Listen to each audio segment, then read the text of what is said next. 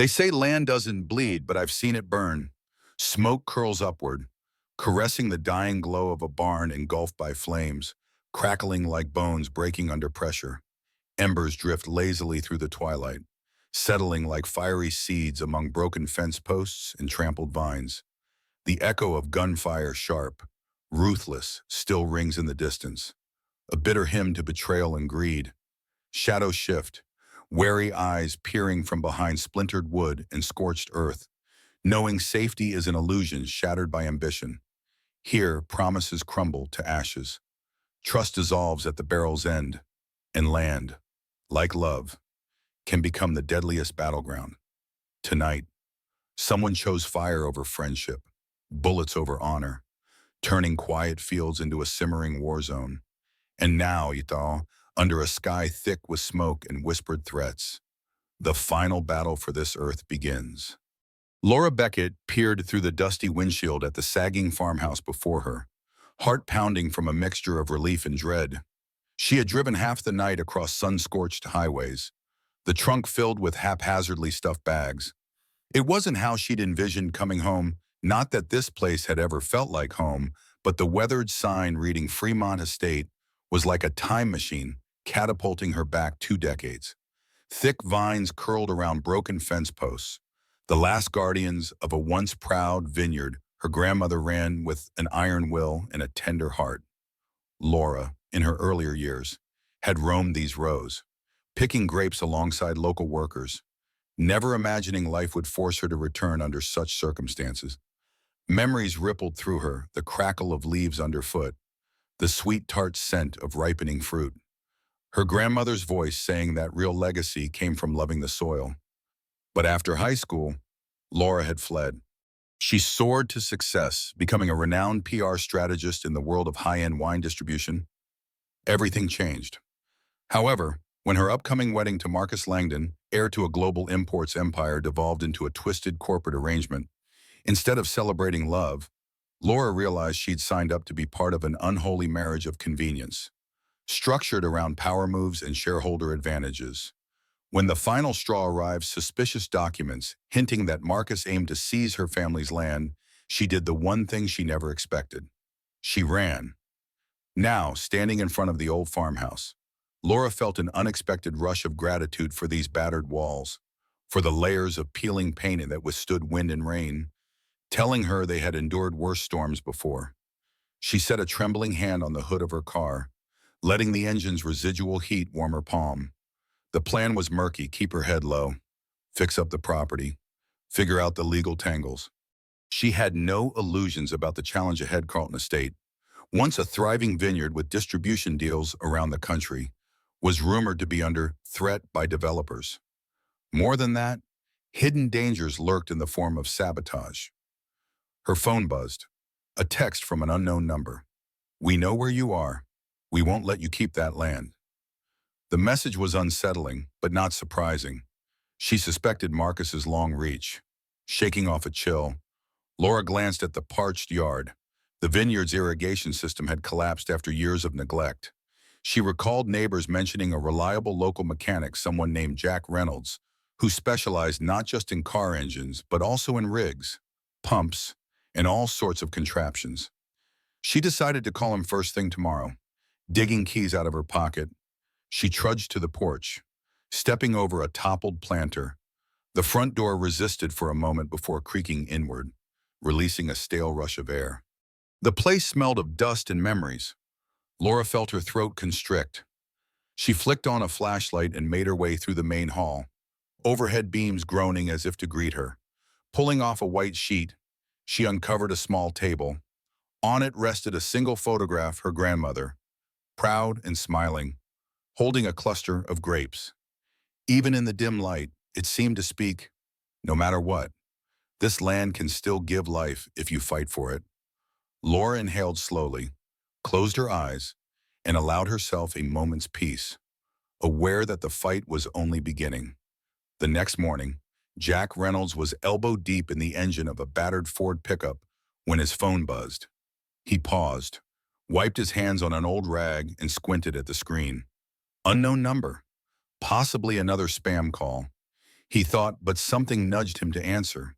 A woman's voice, soft, with a slight quiver, asked if he could check an irrigation pump at an old vineyard estate off Fremont Road. Before he could respond, she added, "Please, the property's falling apart, and I need help right away." Jack had heard rumors about the Fremont place, neglected vines, dried out soil, and an absentee heiress who left years ago. Maybe she'd finally come back. He pushed aside curiosity and accepted the job. Work was work, after all, and times were tough. Jack was no stranger to tough times. After serving overseas in an Army engineering unit, he'd returned home with scars both visible and invisible. His wife had passed away from an illness 3 years earlier, leaving him a single father to 9-year-old Lucas. The auto shop he inherited from his father provided a steady income, but also bound him to a never-ending rotation of clanking gears and grease. Jack often found solace in mechanical tasks. There was comfort in fixing something broken and seeing immediate results. He was less certain about how to fix what was broken inside himself. After organizing his tools, he called out to Lucas, who was finishing homework in the corner. "Hey, buddy," Jack said softly. "I've got a job out near the old Fremont estate. Could be a couple of hours." "You'll be all right," Lucas nodded. He was used to these last-minute calls. "Is it spooky out there?" the boy asked, eyes shining with that mixture of fear and excitement typical of kids his age. Jack ruffled his hair. "Nothing we can't handle," he replied, though inwardly he wondered if the estate might hold more secrets than it let on. Within the hour, Jack loaded wrenches, replacement valves, and a portable generator into his battered red truck. The midday sun was merciless, glaring off the asphalt as he navigated the winding road leading away from the small downtown. Tall grasses and sun-scorched oak trees lined the route, and soon the sign indicating Fremont Estate appeared, rusted and leaning precariously. He turned onto a dirt path, the truck rattling over potholes until it lurched to a stop at a locked iron gate. He found Laura waiting there, dressed in jeans, her hair twisted up under a baseball cap. Shadows under her eyes suggested a sleepless night. Jack hopped out of the truck, offered his hand in greeting. He noticed the telltale stiffness in her posture, fear, or maybe desperation. "Jack Reynolds," he introduced himself. "Laura Beckett," she replied, voice steady but subdued. "Thank you for coming." She led him around the side of the farmhouse to an ancient water pump caked in dust and spider webs. The contraption looked older than both of them combined. Jack knelt, carefully examining corroded pipes and disintegrating gaskets. "I'll see what I can do," he muttered, gingerly testing a rusted valve. Meanwhile, Laura hovered anxiously, occasionally wringing her hands. Jack asked a few probing questions about water flow, the property's last maintenance, but her answers were vague. She admitted she'd only just arrived, inheriting the mess from years of neglect. That, and something about sabotage. Jack frowned at the mention but said nothing. He set to work. The dryness of the soil was alarming. It felt like the entire estate had been left to die. If water didn't get flowing soon, any vines that remained would wither for good. Once he'd replaced some vital components, he tried to power up the generator. There was a sudden spark, and the wire attached to the pump hissed violently. Jack recoiled, arms shielding his face. A second later, he gritted his teeth and cut the power. "Somebody rigged this line," he muttered, adrenaline pumping. It wasn't just old age. Someone wanted this system to fail. Laura's heart slammed against her ribcage as she witnessed the near electrocution. She'd suspected sabotage for weeks, but seeing Jack nearly get zapped drove home the gravity of it. "What have I gotten him into?" she thought, guilt chewing at her. She stepped forward, brow furrowed in concern. "Are you okay?" He nodded, breath ragged. "Fine, but this isn't normal wear and tear." A flicker of alarm crossed Laura's eyes. She'd half expected sabotage, but the confirmation still struck fear. With a determined frown, Jack disconnected the tampered wiring and set about bypassing the damaged section. It took him another hour to stabilize the pump enough for a test run. Laura stood by, rummaging through the toolkit whenever he asked.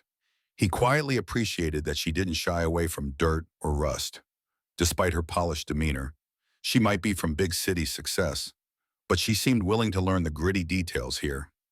At last, Jack hit the generator switch. The pump sputtered, growled, and then, to both their relief, started pushing a trickle of water through the main pipe. A triumphant grin lit Laura's face briefly. The water flow was inconsistent, and the entire apparatus rattled ominously. Better than nothing, Jack muttered. But it won't hold for long. We'll need new parts. And I'd bet on more hidden surprises. They walked together toward the back of the farmhouse. Tall, skeletal vines in neat rows were ghosts of what used to be a thriving vineyard. Laura explained that her grandmother, Rose, once produced highly sought-after wines here. But after Rose's death, management passed to a board that gradually stripped the place of its resources. Laura had been gone preoccupied with her corporate life until the wedding fiasco drove her to see what remained. Jack listened intently, weaving a path through fallen trellises.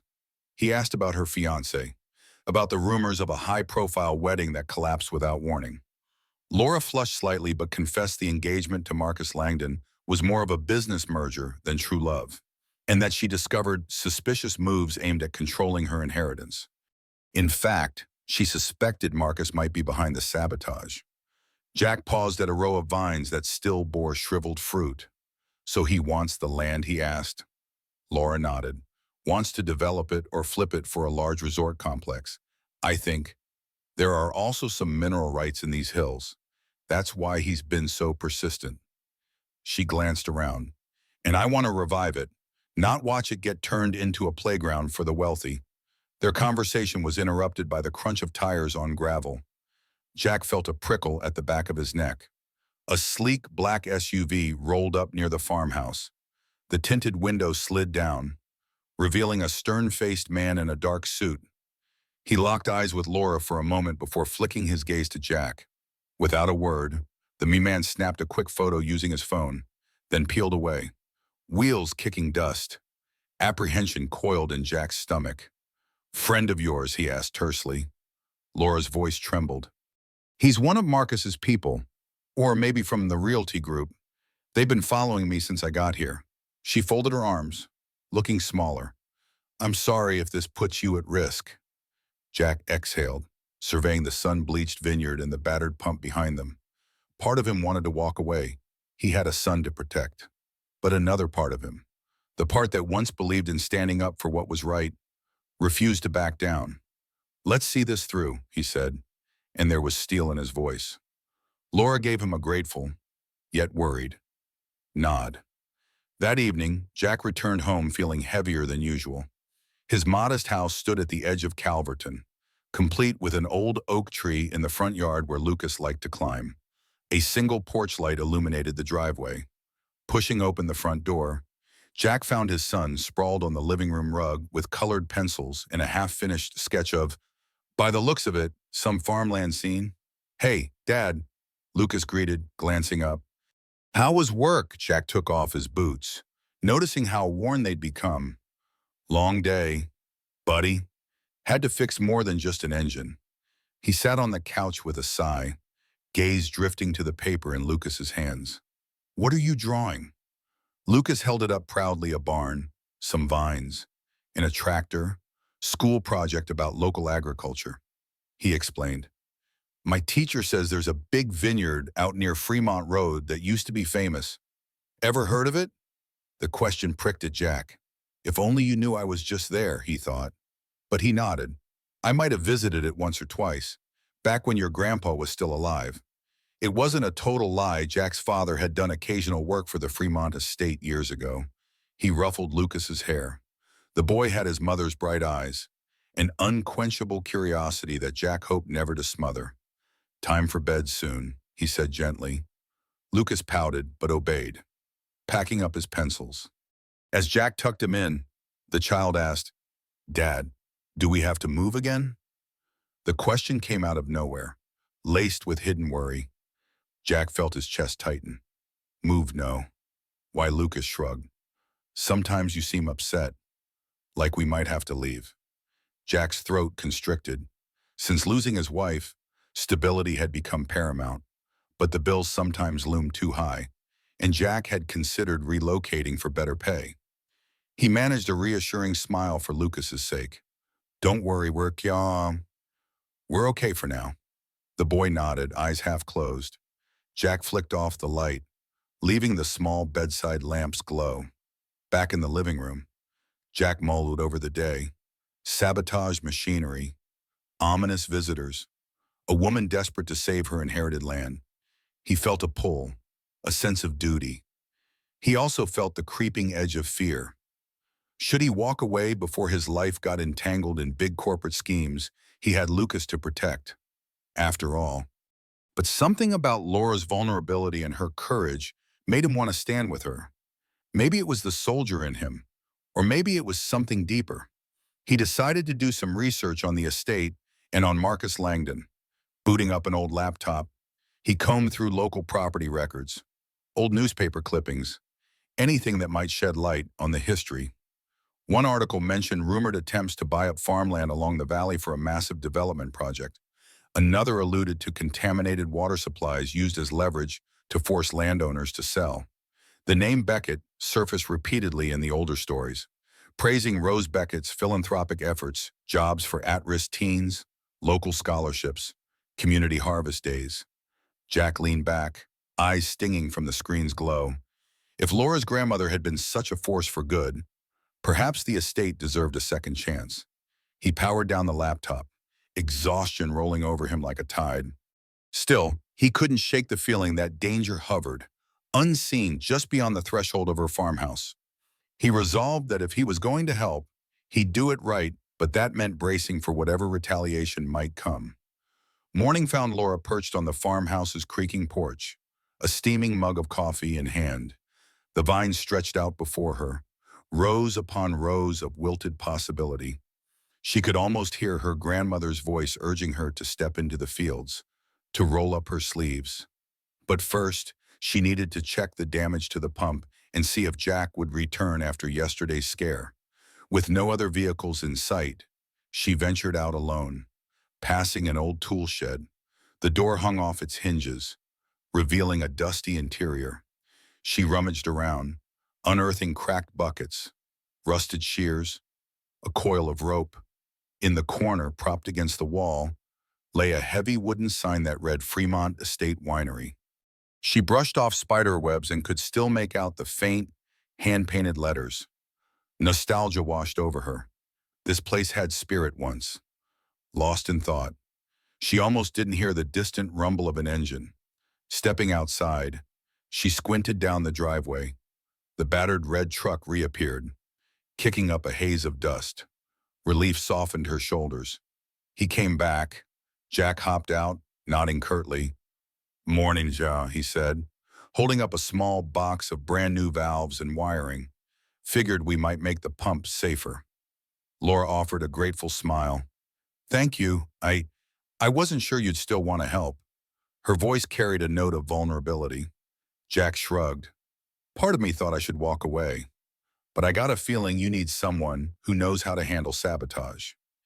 He didn't elaborate on his past, but his tone carried weight that hinted at more than just mechanical expertise.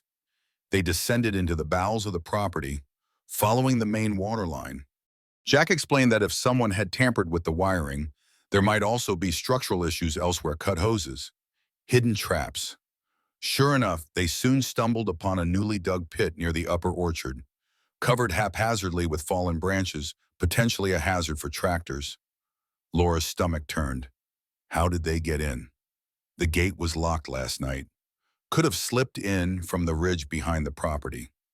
Jack said, scanning the tree line. "Plenty of ways if you know them." He crouched, examining footprints in the loose soil. They were crisp, possibly left within the last 24 hours. "They want to scare you or slow you down," he murmured. "Or both." They returned to the pump, where Jack deftly replaced corroded parts. His confident movement showed a practiced hand, like someone who'd repaired sabotage under far more dangerous conditions. Laura tried not to stare, but couldn't help noticing the few scars on his forearm, the tense set of his jaw.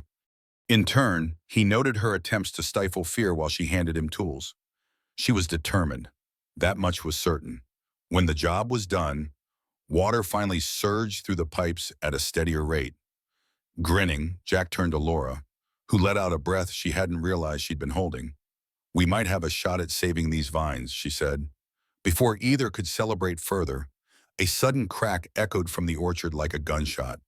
They both froze, eyes wide, adrenaline spiking, heart pounding. Jack motioned Laura to stay low as he moved toward the sound. A bullet had struck a wooden post, leaving a fresh gouge. Someone was out there, and they weren't playing around.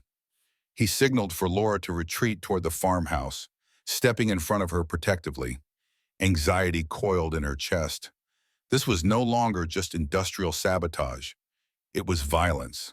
Gravel crunched underfoot, and Laura and Jack half ran, half crouched their way back to the farmhouse. The shot hadn't been repeated. Whoever was out there had seemingly vanished. Laura's mind raced. Did Marcus hire people this extreme? She felt a deep pang of guilt for dragging Jack into danger. Once inside, Jack locked the door and peered out a window. The orchard remained still. "We should call the sheriff," he said, but Laura shook her head. "Last I checked, the local deputy is friendly with Marcus's associates. I don't know who to trust." Jack frowned. "We can't just pretend it didn't happen." They argued in hushed tones until the fear and tension spilled over. Laura insisted the authorities were compromised. Jack insisted that ignoring the issue would put them both and the line in jeopardy. Finally, the ring of Laura's cell phone shattered the standoff. She recognized the number and answered, bracing herself. On the other end was a man identifying himself as Jared Green from Redwood Realty. He had a slick, polished tone, offering to buy her estate with generous terms. When Laura snapped that she wasn't selling, his voice chilled to an icy note. "Might want to reconsider," he said. "Accidents can happen on neglected properties." Laura hung up, hands trembling. "They're escalating," she said quietly. Jack glanced at the boarded-up windows. "We should let the people in town know there's trouble. And I have a friend who served in law enforcement. He's retired. But maybe he can help us keep watch." Still shaken, Laura nodded. "I'd appreciate that." She looked at the documents scattered on the table, copies of property deeds, old letters from her grandmother. "I need to prove I still hold legitimate title here. I have reason to believe Marcus is pushing Redwood Realty to challenge the inheritance. If they succeed, I could lose everything." Jack rubbed his temples. "So it's not just sabotage. It's also a legal attack." He exhaled slowly. "Laura, you realize going up against these people is going to be a nasty fight."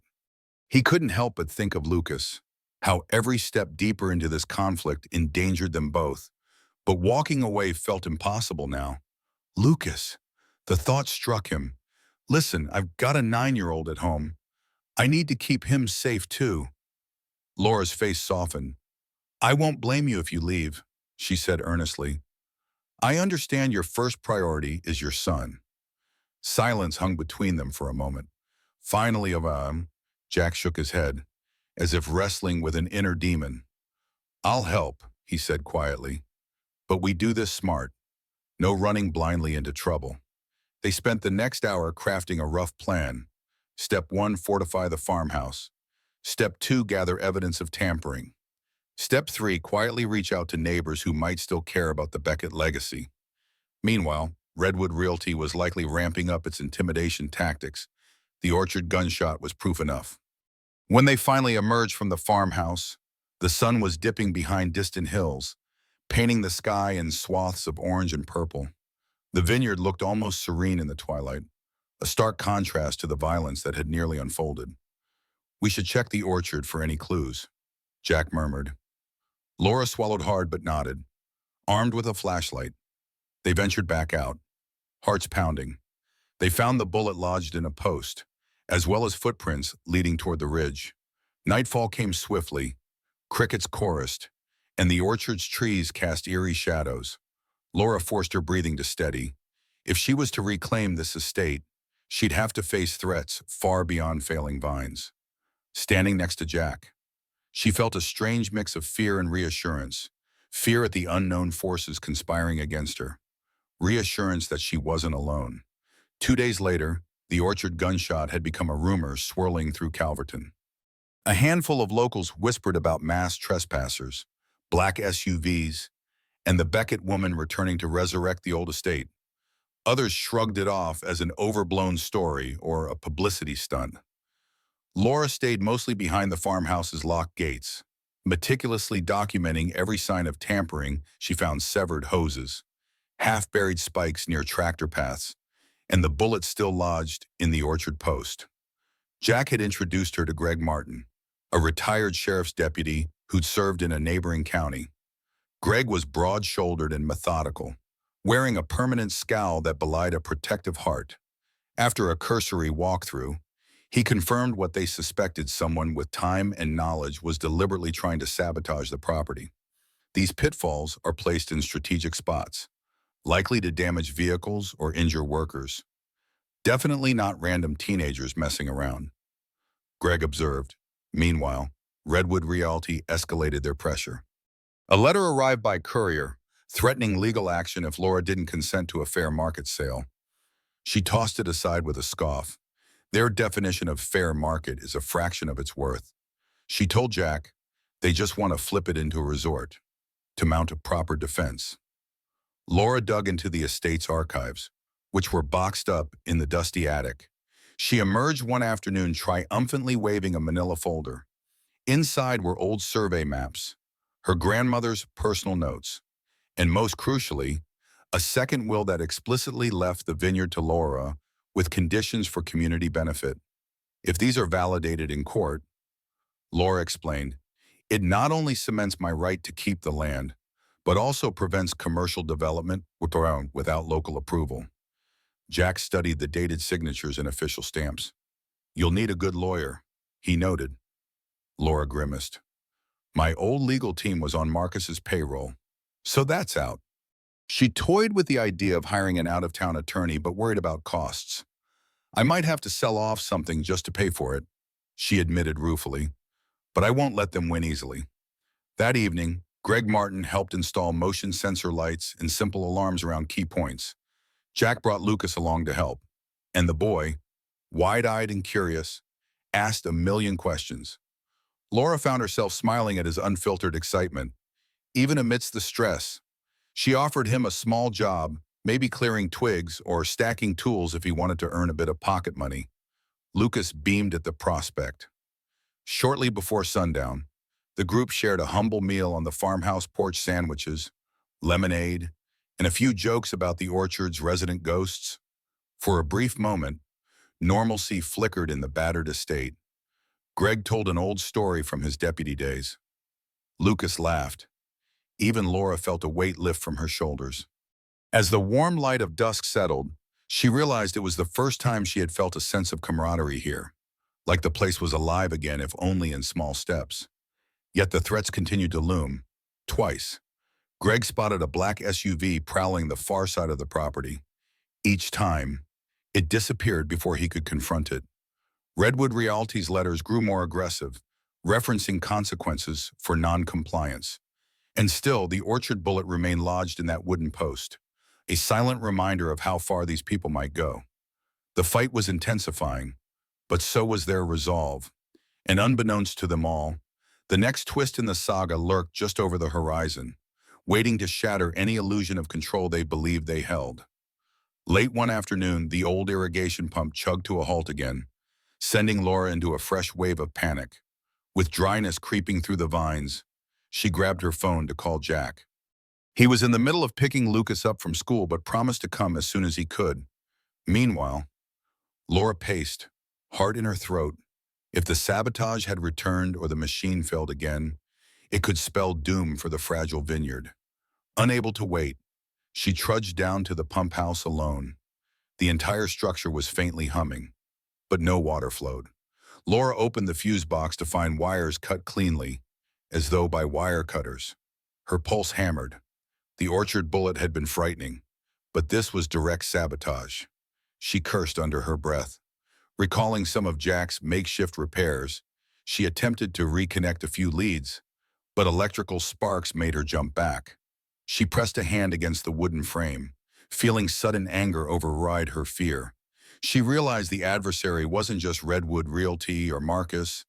They had to have someone local doing the dirty work, someone who knew this land intimately. As if on cue, she heard a rustling behind her. She spun, half expecting another intruder with a gun. Instead, an older man in dusty overalls emerged from behind a cluster of overgrown bushes, hands raised defensively. "Don't shoot," he joked, though there was no humor in his eyes. He introduced himself as Hank Tobin, a former farmhand who once worked these vines. Laura recognized the name from her grandmother's old ledgers. Hank claimed he was there to keep an eye on the land, but his shifting gaze made her suspicious. Her heart pounded. Could he be the saboteur? She demanded to know why he was skulking around the pump house. Hank grew defensive, muttering about how Redwood Realty had offered him compensation to watch for trespassers. "But I didn't break nothing," he insisted, voice shaky. Laura wasn't convinced. She pressed him, threatening to call the police. Hank fumbled with his words, eventually admitting Redwood Realty had approached a bunch of old laborers, promising them a payout if the estate ended up sold. Some took the deal, some refused. He claimed ignorance about direct sabotage, but offered a chilling warning. "They got people who will do more than just cut wires. Miss Beckett, best you walk away." Jack arrived to find the two in a tense standoff. He sized Hank up, noticing the trembling in the old man's hands. Hank repeated his warning, imploring Laura to sell before someone got seriously hurt. "Your grandma was kind, but times changed. There's money to be made if you just let it go." Something hardened in Laura's chest. She refused to be bullied off the land her grandmother loved. Hank's words only fueled her resolve. Even as fear curled in her gut, Jack escorted Hank off the property, telling him never to return without permission. The old man ambled away, shoulders hunched, as though burdened by shame. Then Laura turned to Jack, breath quivering. "They're buying people," she said, voice raw. "Locals who might hate me for leaving, or who just need quick cash." She gestured at the mangled wires. "And I have no clue how far they'll go." Jack carefully reconnected the lines, mindful of sparks.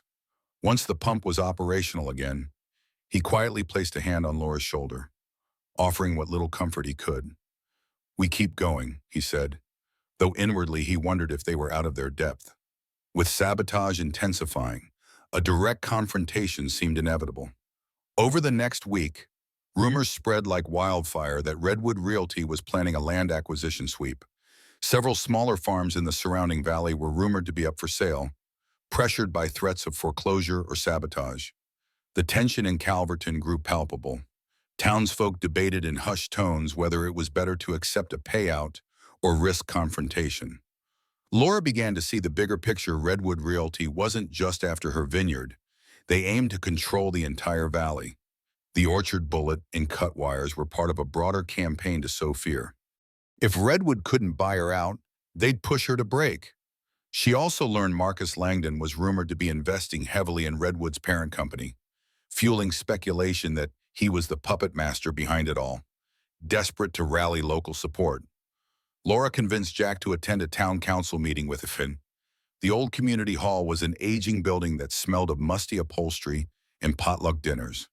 A half-dozen council members sat behind a long table, scanning the modest crowd. Laura noticed a tall, well-dressed man near the front.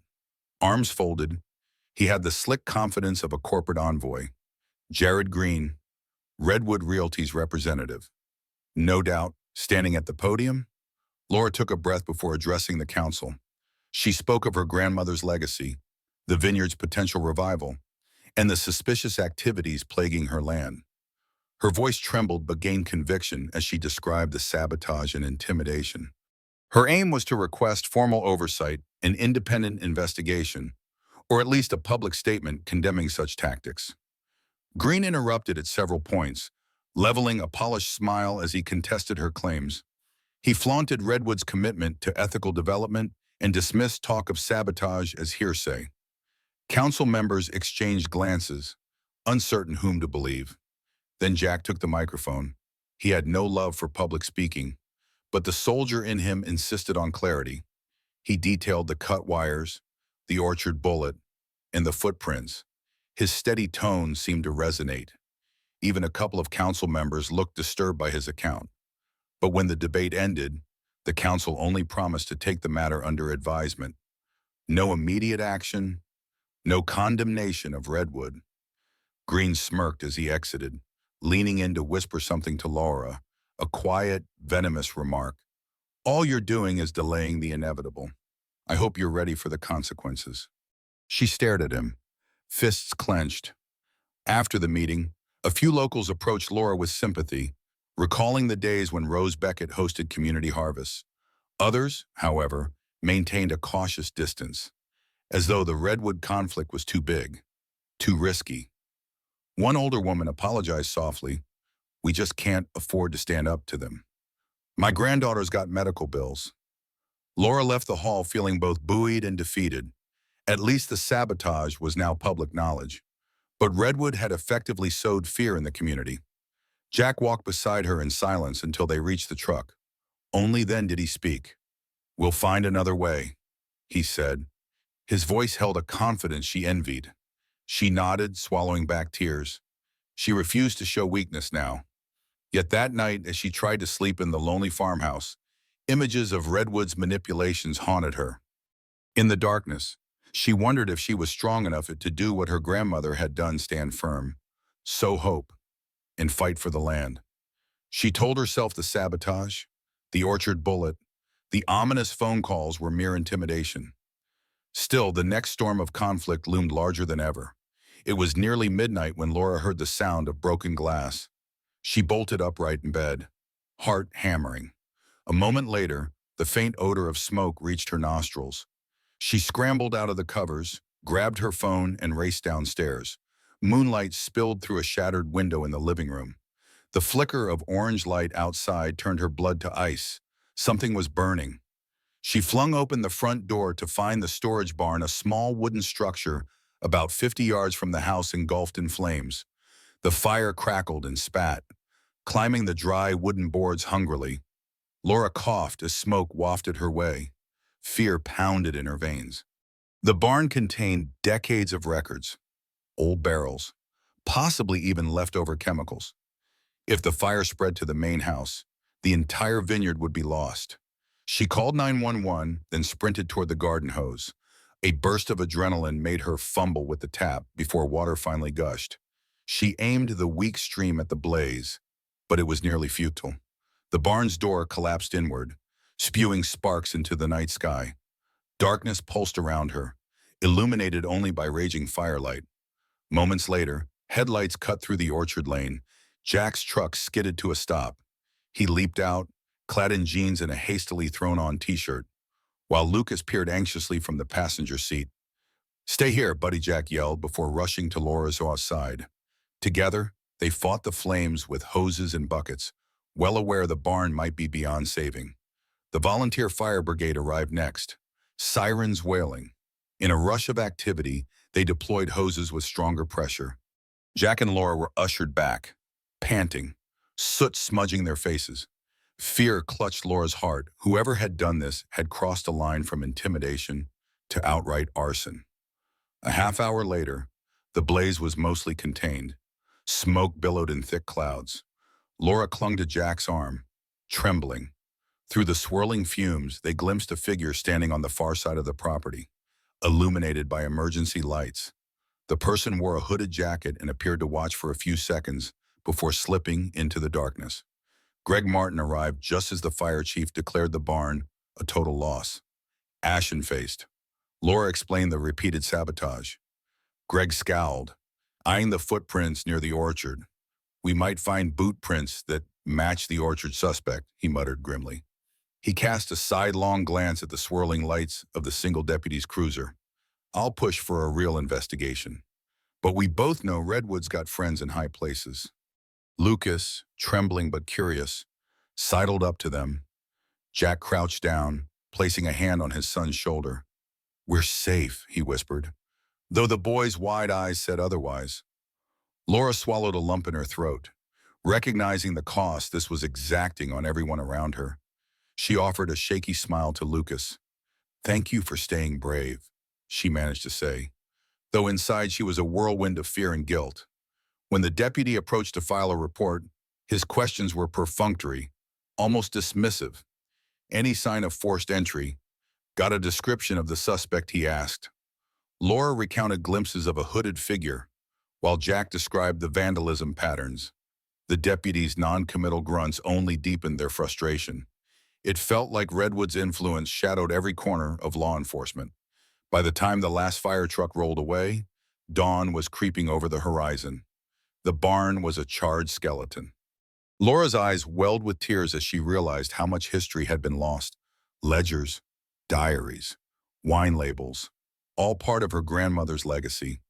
She sank to the ground, exhaustion and despair consuming some on her. Jack crouched beside her, placed a hand on her back.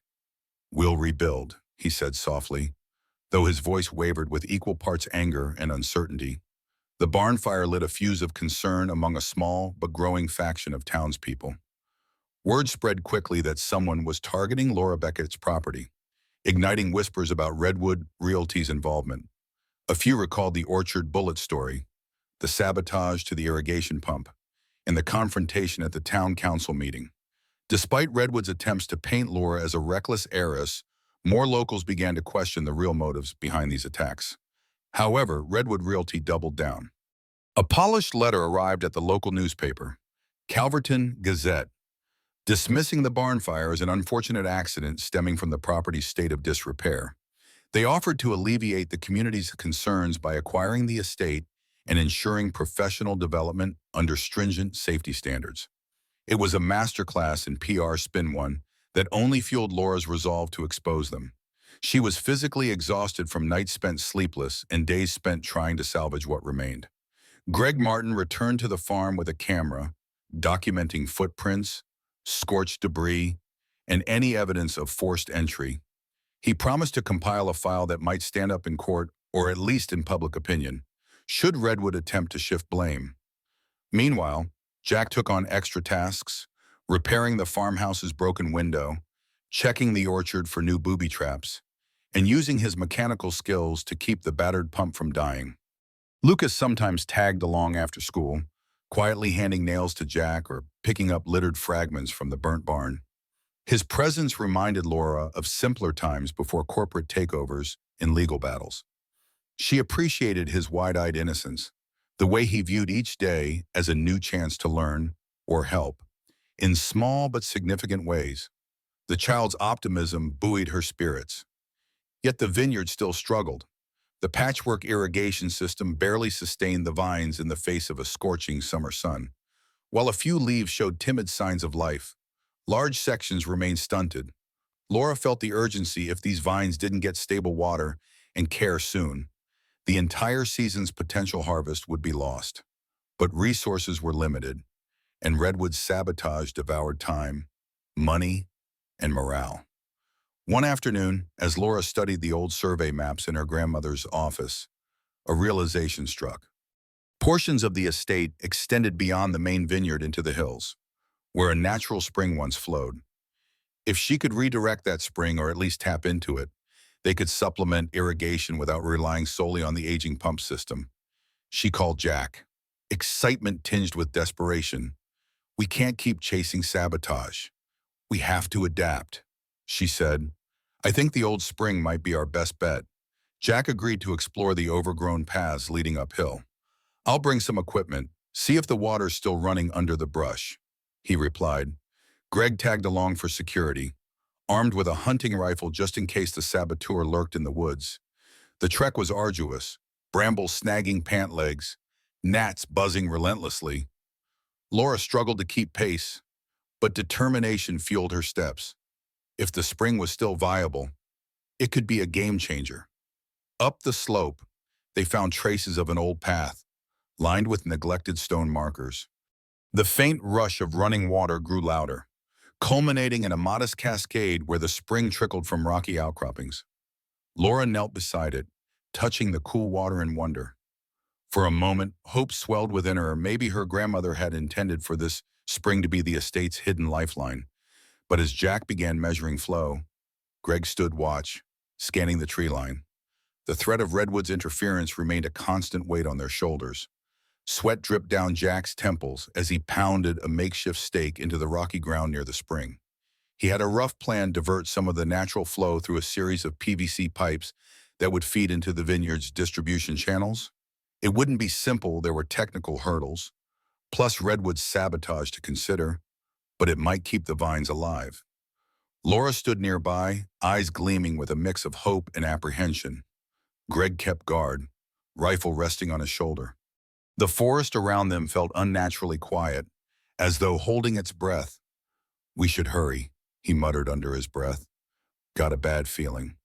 That sense of unease crept into Laura, too. She remembered the orchard bullet, the barn ablaze, the footprints. Redwood's agents could be anywhere. They worked until late afternoon. Jack managed to set up a rudimentary channel of pipes anchored by stones. He'd need specialized clamps and more piping. But the concept was sound. "Give me a day or two. I can rig something that'll at least trickle water down to the vineyard," he said. Laura nodded, biting her lip in gratitude. "It's worth a try." "Thank you." But as they descended, the hair on the back of Greg's neck prickled. He gestured for them to move quietly. Through the trees, they spotted movement. A figure in dark clothing crouched behind a boulder, apparently watching them. Greg motioned them down, heart pounding. Their observer slunk away before they could confront him. "They're tracking us," Greg hissed, eyes narrowing, hurrying back to the farmhouse. They found fresh tire tracks in the dusty driveway. Not from Jack's truck or Greg's SUV. Laura's pulse raced. Someone had come and gone while they were in the hills. She sprinted inside, dreading what she might find. Thankfully, no fire or major vandalism greeted her. But she quickly realized the old office had been ransacked. Drawers left open, papers scattered. The second will, the survey maps, everything was there, but in total disarray, possibly photographed or copied. Laura slumped against the wall, heart pounding with anger and violation. They came for evidence. Redwood or its hirelings must have wanted to see exactly how solid her legal claims were. Greg exhaled sharply. "We're dealing with pros," he said. "They slip in and out at will." Jack offered a comforting hand on Laura's shoulder. "We can't let them scare us off." She nodded, but the frustration was palpable. Determined not to lose momentum, Laura retrieved the scattered documents, shoving them into a locked file cabinet this time. Then she and Jack planned the next step, gathering additional community support. If they could rally more locals, especially older families, who remembered her grandmother's generosity, they might build a unified front. Redwood thrived on dividing the town, offering hush money, and sowing fear. But if the majority stood with Laura, Redwood's intimidation tactics might lose effectiveness. "Town festivals in 2 weeks," Greg said, scratching his chin. "It's usually a big deal. Vendors, music, people from all over the county show up. Maybe you could speak up there. Show them your plan for the Vineyards revival." Laura's eyes lit up. "That's perfect. We can unveil the idea of a community-driven harvest. Talk about the natural spring. Even offer a small tasting if any of the old vines yield grapes." Jack nodded. "We'll have to watch our backs, though. Redwood will be there, no doubt." The notion of a public standoff loomed, but Laura felt a spark of excitement. Maybe this was how she'd finally corner Redwood into backing off. The orchard bullet, the barn fire, the sabotage, they only strengthened her resolve. Now she would fight back on her own terms, in the open, before the whole community. The days leading up to the town festival blurred in a flurry of activity. Laura and Jack spent hours refining the makeshift irrigation system from the spring, using every spare piece of piping Jack could scavenge. When the water finally trickled into the vineyard's main channels, albeit slowly, Laura's spirits soared. She saw the first real sign of green returning to the vines, small buds that hinted at resilience despite the adversity they'd faced. Meanwhile, Greg expanded his vigilance, patrolling the farm's perimeter whenever possible, documenting any suspicious tracks or movement. The black SUV made another appearance, idling near the orchard road one afternoon. But this time, Greg fired a warning shot into the air, scaring them off. Whether Redwood's hired muscle or local saboteurs, they seemed to realize Greg was no pushover. Lucas continued to offer a youthful brightness amidst the tension.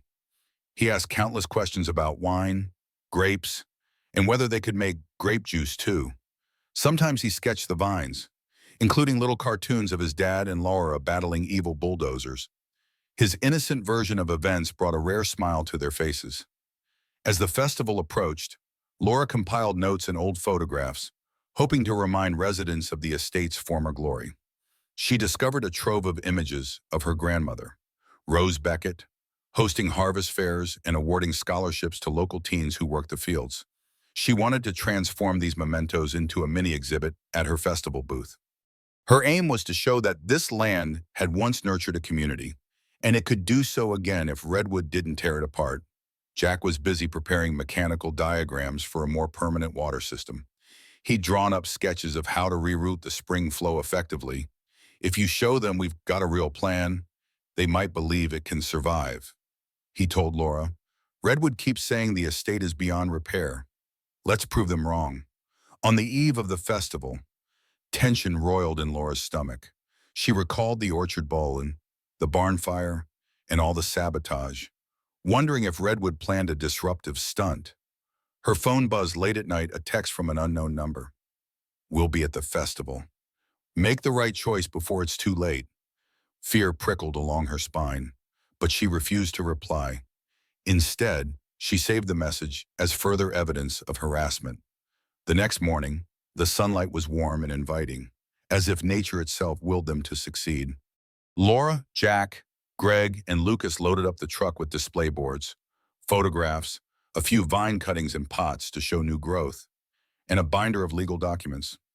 Greg stowed his rifle discreetly, not wanting to provoke trouble but ready for it all the same. Laura wore a simple blouse with jeans, hoping to appear relatable rather than corporate. She felt a surge of nerves as they pulled into the festival grounds, a large field near the heart of Calverton, dotted with booths, food trucks, and a small stage. They set up a modest canopy, draped with a banner reading Fremont Estate, a Living Legacy. People strolled by, eyeing the photos, occasionally stopping to ask questions. Laura answered eagerly, explaining how the vineyard could provide pieces, community events, and local produce. Some folks nodded with cautious optimism. Others offered only polite smiles. Jack explained the spring's irrigation potential. Meanwhile, Lucas handed out flyers with a boyish grin, which melted a few hearts. Then, as the midday crowd swelled, Redwood made its grand entrance led by Jared Green, accompanied by a small entourage in sleek business attire. Their booth, ironically, showcased glitzy architectural renderings of a luxury resort and spa. The air bristled with unspoken tension. Laura saw them cast sideways glances at her stall. It felt like the opening round in a high-stakes showdown. Around noon, the festival stage hosted a series of community announcements and brief speeches. Local farmers, artisans, and civic groups each took a turn promoting their causes. Laura's heart hammered as the MC introduced her next. We have Laura Beckett, representing Fremont Estate. She stepped onto the small wooden platform, the sun glaring in her eyes, the crowd a blurry sea of curious faces. She swallowed her nerves and held the microphone with both hands.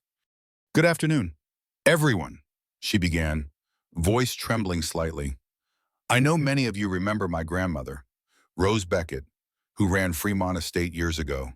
She believed in the power of community, how one vineyard could bring people together for harvests, for bums, for hope. Sadly, the land has fallen into disrepair, and I bear responsibility for that. I left when I thought I had bigger dreams elsewhere, but I came back because I realized this place still matters to me, and I hope to all of you. She paused, scanning the faces. Some looked supportive, others guarded. Jared Green and his associates stood at the edge of the crowd, arms folded. I'm aware there are rumors, fires, sabotage, gunshots. Laura continued, her voice strengthening. Let me assure you those incidents are very real. Certain parties would like nothing more than to see Fremont Estate crumble, so they can build a resort, but I believe we can save it. In fact, we're already reviving the vines using a natural spring. And if we succeed, we'll produce grapes for local business, create gains, and host harvest events again. She pointed to the images behind her old photographs of her grandmother with smiling workers, crates of grapes, and children celebrating harvest festivals. This isn't just about my family's legacy. It's about preserving something that can benefit everyone. The crowd murmured. A few people clapped quietly. Just then, Jared Green raised his hand. Stepping forward, the MC invited him to speak, giving Redwood equal time. He took the microphone, flashing a polished grin. We at Redwood Realty appreciate Ms. Beckett's sentiment, but we feel it's important the community knows the facts. The property is under multiple liens. The water system is almost unsalvageable, and extensive renovations could cost millions. Our proposal is to revitalize the area with modern amenities, a top-tier resort that creates even more jobs and boosts tourism. We're not villains. We simply see the bigger picture. He gestured to his booth's glossy renderings. Trust me, folks, Redwood invests in sustainable, eco-friendly designs. Imagine hot spring spas, farm-to-table restaurants, and improved infrastructure for everyone in Calverton. His words were smooth, carefully chosen. Some in the audience nodded. Others looked torn. Laura stepped forward to rebut, frustration simmering. All Redwood has offered so far is intimidation and buyouts. We've had break-ins, wires cut, a barn fire, bullets shot at us. Do you call that eco-friendly development? Her voice cracked with emotion. Jared feigned shock. We condemn all acts of violence. Miss Beckett, Redwood has no involvement in such matters. If you have evidence, by all means, present it. The tension was tangible. Laura glanced at Jack, who offered a subtle nod. Greg stood at the edge of the crowd, arms crossed, glaring at Jared. But many townspeople looked uneasy. Neither side had definitive proof to sway them. Realizing she had to end on a strong note, Laura finished with a plea. Before you decide, come see the estate for yourselves. See the vines. See the new irrigation from the spring. Talk to me. This land deserves a real chance to heal. A smattering of applause followed as she stepped down. Her head buzzed with adrenaline, a swirl of hope and dread. Redwood had delivered a well-practiced pitch, and while some folks seemed sympathetic to Laura's cause, others were lured by the promise of big development money. The festival air felt charged, and Laura had the distinct impression that a major turning point was near. She just didn't know if it would break in her favor. As the afternoon stretched on, Laura, Jack, and Lucas manned the Fremont Estate booth with renewed energy. Dozens of festival goers stopped to browse the old photographs and ask questions. Some recognized relatives in the pictures, uncles or grandparents who'd once worked the vines. A few even teared up at the memories, expressing support for preserving the vineyard. Jack demonstrated a small model of the irrigation system he planned to finalize. Lucas passed out flyer after flyer, grinning wide as he explained, "We're bringing water back to the land." In contrast, Redwood's booth attracted a steady stream of visitors enticed by shiny architectural visuals. Jared Green had charming staffers handing out branded tote bags and water bottles. The subtle battle for hearts and minds was on full display, each side pulling out its best arguments. Then the day took an unexpected and explosive turn. A sudden commotion erupted near Redwood's booth. Shouts rang out. A thick plume of black smoke appeared in the distance, trailing up from near the festival's parking area. Panic rippled through the crowd. "Fire!" someone cried. People began to run in all directions, fear swirling in the summer heat. Laura and Jack rushed toward the commotion, pushing past startled onlookers. A small sedan at the far end of the parking lot was ablaze, flames licking the chassis. The heat was intense. A circle of onlookers kept a wide berth, though a few festival volunteers lugged fire extinguishers. Laura's mind reeled another arson. Was Redwood behind this? Or was someone trying to frame Redwood? Or maybe it was unrelated. Suddenly, a figure darted away from the smoke, weaving through cars. Greg, nearby, shouted, "Stop!" He took off in pursuit, rifle at the ready, but pointed skyward. Jack hesitated, glancing at Laura. "Go," she urged, adrenaline pulsing. Jack sprinted after Greg. The figure, the same hooded silhouette from the orchard, swerved around a pickup, lost his footing, then scrambled up again. Greg closed in, but the suspect slipped between two stalls before disappearing into the crowd. By the time Jack arrived, he found only a confused throng of festival goers. He got away. Greg spat, frustration evident. Back at the burning car, festival volunteers managed to douse the flames, but the vehicle was a charred ruin. The license plate was melted, making identification difficult. Rumors spread that it belonged to a Redwood staffer. Others claimed it belonged to a local farmer. Tension soared, accusations flew, and the festival took on an air of chaotic suspicion.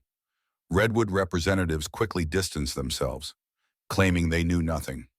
Meanwhile, a few pointed fingers at Laura, suggesting she orchestrated the scene to blame Redwood.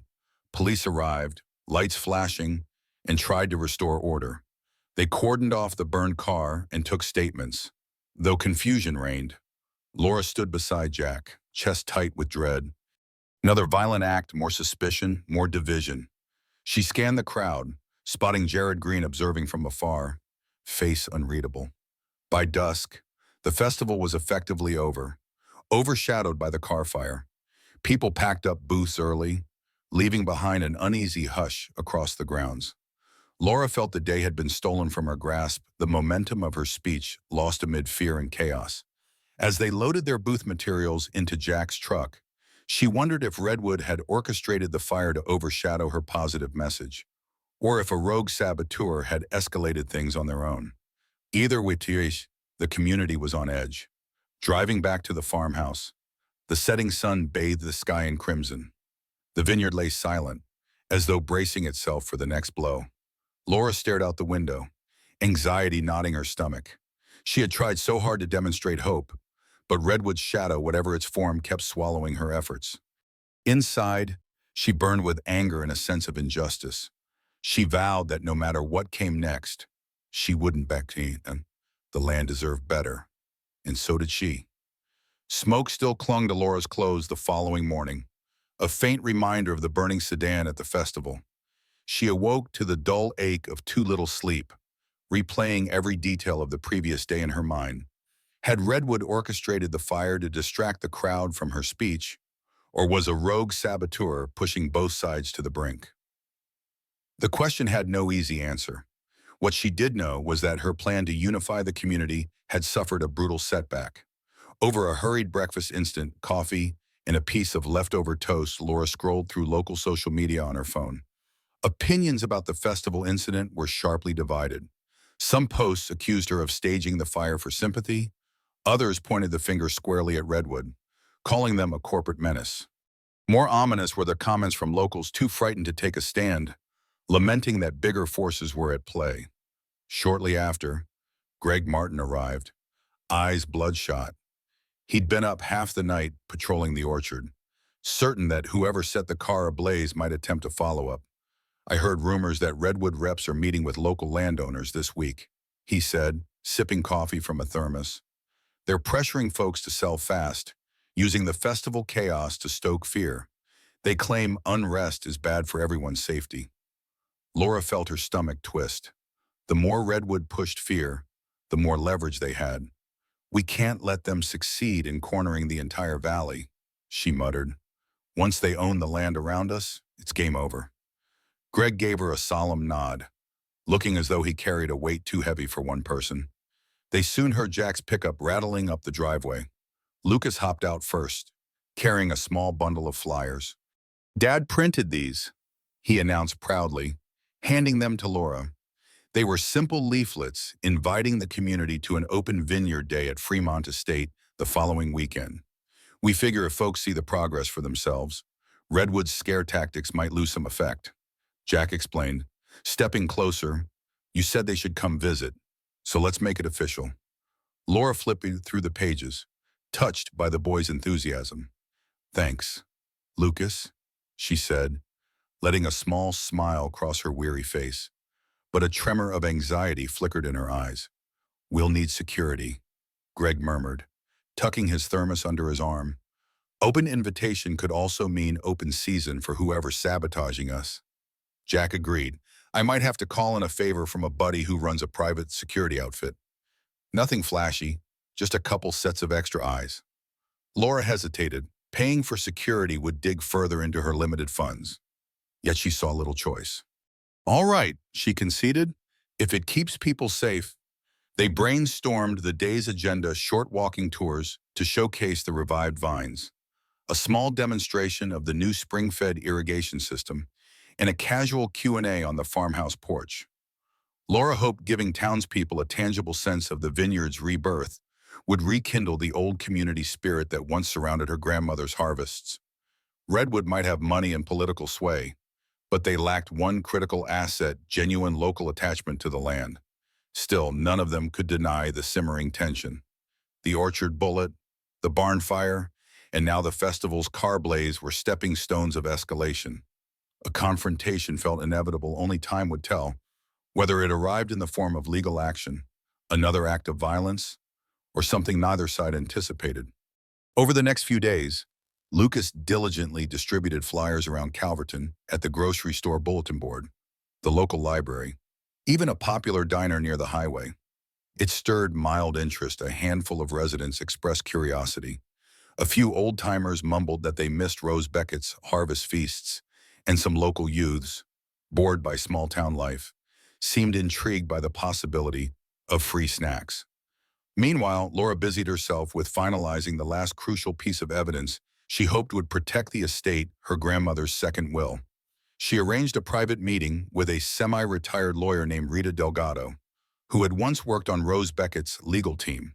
Rita was in her late 60s, sharp-eyed, and unimpressed by Redwood's polished veneer.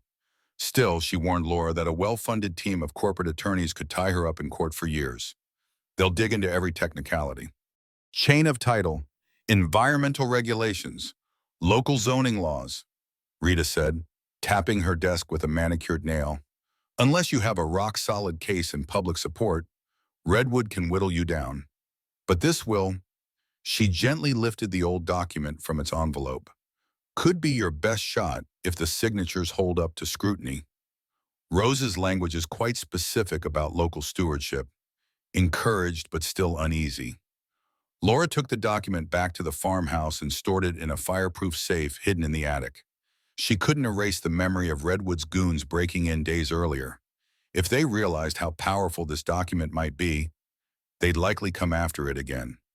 Jack, for his part, juggled the demands of fatherhood and full-time mechanical work, but he always found time to help Laura. He upgraded the irrigation channel from the spring, securing it with sturdy PVC piping and gravel fill. Each day, they checked the rows for signs of life. And each day, the vines looked a fraction greener, as though acknowledging the renewed devotion. As a precaution against sabotage, Greg installed additional motion sensors around the pump house and the orchard. He even showed Lucas how to monitor the simple security feed from a laptop, though he made the boy promise never to confront intruders. Laura was grateful for the extra vigilance, but worried about how it normalized danger in Lucas's life. She wished she could shield him from corporate greed and violence. As the date for Open Vineyard Day drew closer, Redwood Realty's Jared Green reemerged. He fired off another letter to the local newspaper, dismissing Laura's event as an attempt to divert attention from the real safety hazards of her neglected property. He also alluded to new evidence Redwood intended to present about questionable land management practices. The undertone was clear. Redwood wanted to paint Laura as incompetent, using fire hazards and sabotage claims as red herrings. Sitting at the farmhouse table with the letter spread before them, Laura, Jack, and Greg traded uneasy glances. "It's going to be a show," Greg muttered. Jack nodded. "We just have to make sure we put on a better one," he replied. Laura's jaw set with determination. Let Redwood come. Let them see we're not backing down. Inside, she felt a swirl of dread and resolve. The day that might make or break Fremont Estate was fast approaching. Bright sunlight flooded the Fremont Estates driveway on the morning of Open Vineyard Day. Laura was up before dawn, setting out chairs around the farmhouse porch and double-checking that the water flowed steadily from the spring-fed lines. She noticed a renewed vitality in the leaves, a slight vibrancy that made the vines look more alive than they had in years. It gave her a fragile sense of hope. Jack arrived next, hauling a small generator to power a coffee station and a few fans. Lucas bounced around excitedly, wearing a brand new t-shirt that read "Save the Vines" in green marker. Greg pulled in shortly after, accompanied by two sturdy men from his retired law enforcement circle. They wore casual attire but carried themselves with the unmistakable alertness of trained pros. One took up a post near the orchard, the other patrolled the barn ruins. By mid-morning, a scattering of cars began to appear. Families, curious locals, a few older folks who remembered Rose Beckett. Some walked around the revived vines with cautious optimism. Laura greeted each visitor, offering short tours of the newly restored irrigation lines. Jack explained the technical aspects, while Lucas eagerly pointed out fresh buds on the vines. The atmosphere was surprisingly cordial, tinged with the kind of mild excitement typical of a community event. Halfway through the day, a small group of teenagers showed up with notebooks and cameras. "School project?" Laura asked. The tallest, a girl with braided hair, nodded.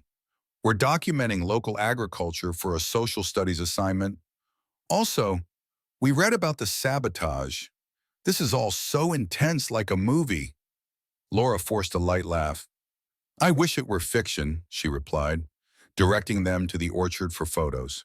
But tension arrived in the form of a sleek black SUV rolling up the driveway around noon, kicking dust. Out stepped Jared Green, flanked by two associates in pressed suits. They surveyed the scene with mild disdain. "Quite a turnout," Jared remarked, voice dripping with feigned courtesy. "Thought we'd check on the safety measures." Greg and his colleagues stiffened, but Laura approached calmly. "Feel free," she said. "This is an open event, after all." Jared's gaze swept over the orchard, the guests sipping coffee by the farmhouse, and the humble table of brochures. "Good to see you're emphasizing a positive community spirit," he said, then leaned in, lowering his voice. "Just remember, Miss Beckett, Redwood is still offering a buyout. It'd be a shame if all this work went to waste when the next incident occurs." Laura inhaled sharply. "That's a threat," she managed, keeping her tone steady. "I prefer the term warning," Jared countered, tapping the face of his watch as though time were running out. Then he strode away, making a show of chatting with the visitors as if Redwood had some philanthropic interest here. Jack joined Laura, noticing her clenched fists. "He's trying to rattle you," Jack said softly. "Don't let him." She nodded but couldn't quell the tightness in her chest. The presence of Redwood's people cast a pall over an otherwise uplifting day.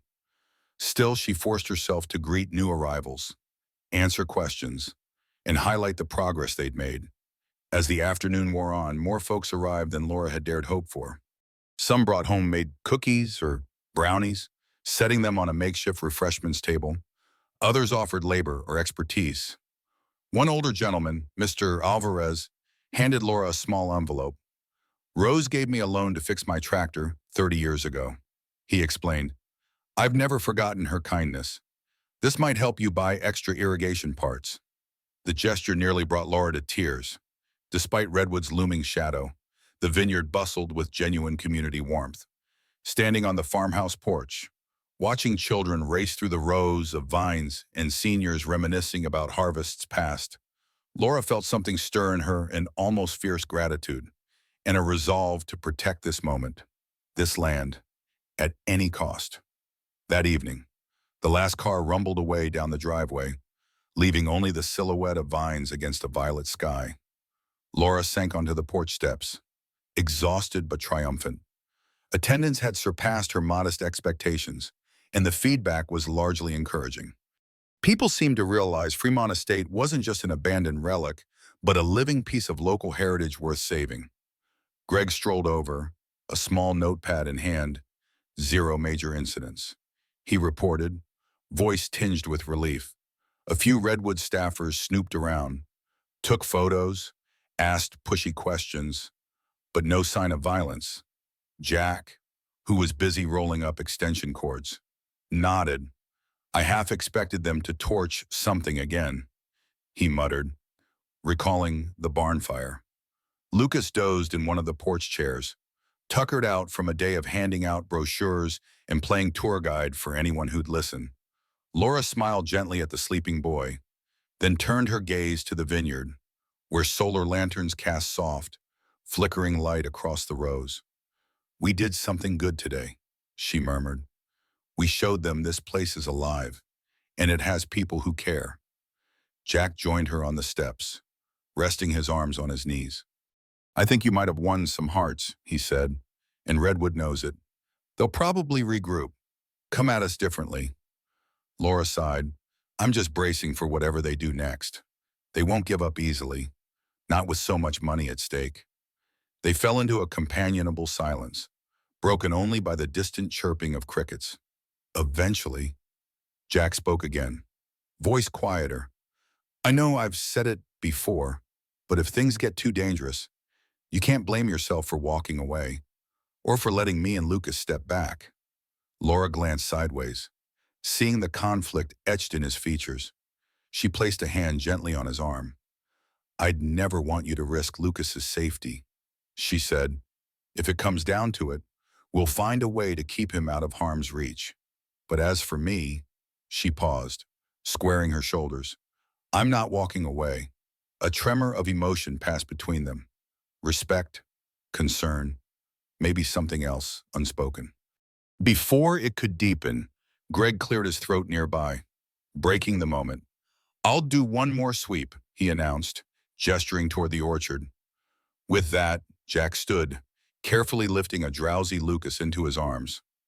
I better get this little guy home, he said, offering Laura a soft smile. See you in the morning. Laura was left alone on the steps, the night air cooling her sweat-stained clothes. She couldn't quite label the feeling inside, part elation, part dread. Redwood's presence earlier, Jared Green's thinly veiled threats, lingered in her mind. The success of the event would likely provoke a new strategy from them. She found her thoughts drifting back to Marcus Langdon, the fiancé she'd left at the altar. Had he orchestrated all this from behind the scenes? Or was Redwood more formidable on its own than she realized? Rising with a sigh, she shuffled through the house, turning off lights and making sure every door and window was locked. In the office, she paused to check on the file cabinet that held her grandmother's will. Still secure, slipping into bed, she stared at the ceiling in the dark, hoping for once to sleep without nightmares. Yet, as her eyes began to close, a single, unsettling thought crystallized. Redwood had tried threats, sabotage, even arson. What would they do now that the community was starting to believe in her cause? 3 days later, Laura got her answer in the form of an unwelcome visitor. She was trimming dead foliage near the orchard when a silver sedan pulled up to the farmhouse. A tall, lean man in a tailored navy suit stepped out. Marcus Langdon. Even after all this time, seeing him so unexpectedly made Laura's heart jolt. Memories of their aborted wedding surged. Champagne flutes, designer gowns, orchestrated photo ops.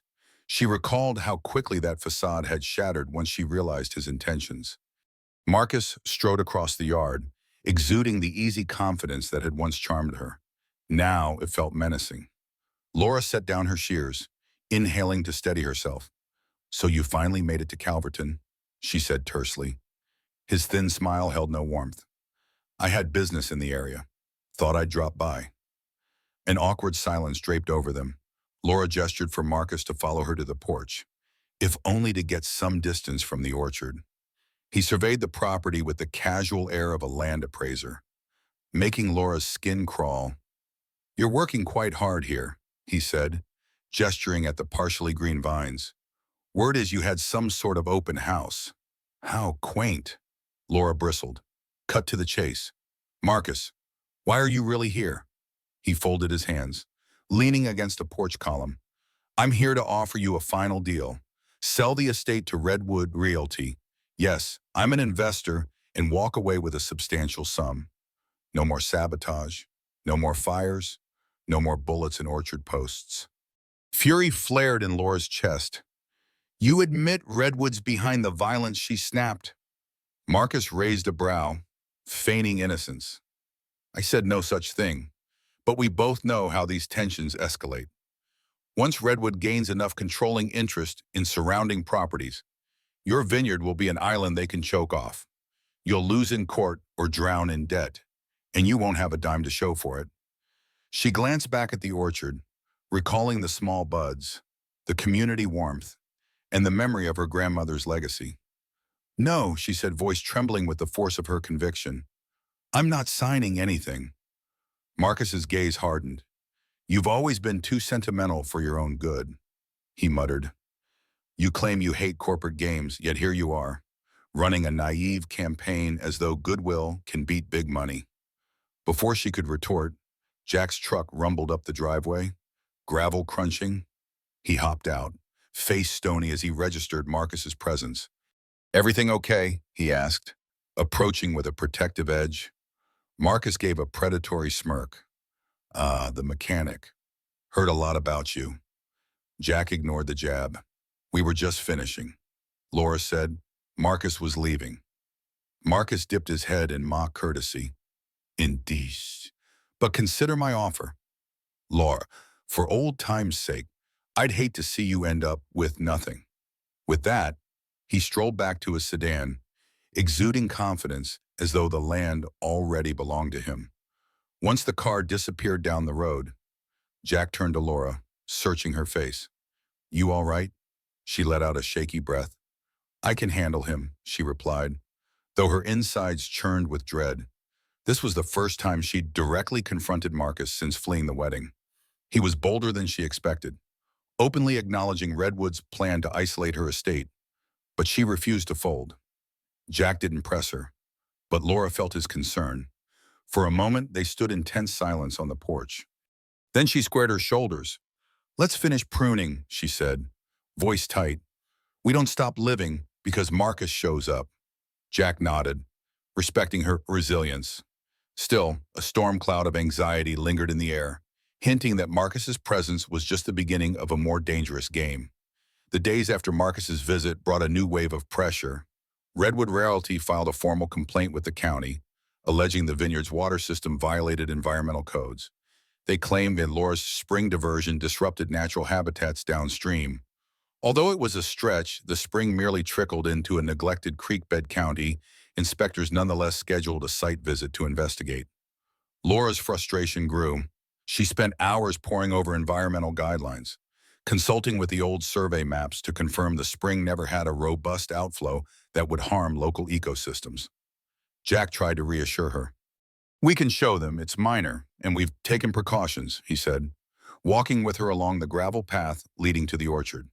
But Redwood is good at twisting facts. Greg Martin offered a grim perspective. If Redwood can't scare you off physically, they'll bury you in red tape. They have the funds to drown you in legal fees. While Laura understood the threat, she refused to surrender. She prepared meticulously, gathering water flow data, photographs of the newly sprouted vines, and testimonies from neighbors who remembered the original spring's usage. Sure enough, the inspector, Meredith Tan, arrived on a sweltering afternoon accompanied by 2 Redwood representatives. She was polite but formal, measuring water flow and testing soil samples. One Redwood rep continually questioned Laura's competence, hinting that the orchard sabotage might even be a ruse to justify illegal expansions. Laura bristled but stayed calm, presenting her case. Midway through the inspection, a sudden ring of gunfire echoed from somewhere beyond the property line. Everyone froze, heads whipping toward the source. Greg immediately drew his rifle, scanning the horizon. The Redwood reps ducked behind their car, panic evident. Laura's heart pounded. It felt like déjà vu from the orchard bullet incident. She feared Redwood had staged another attack, or perhaps a new saboteur lurked. Greg, accompanied by Jack, raced toward the sound, instructing Laura and the inspector to stay low. They found fresh footprints skirting the far fence, the acrid smell of gunpowder lingering in the air. No sign of the shooter, though the fence had a small hole cut in it enough for a person to crawl through. Jack peered through it, spotting a figure receding into the hills.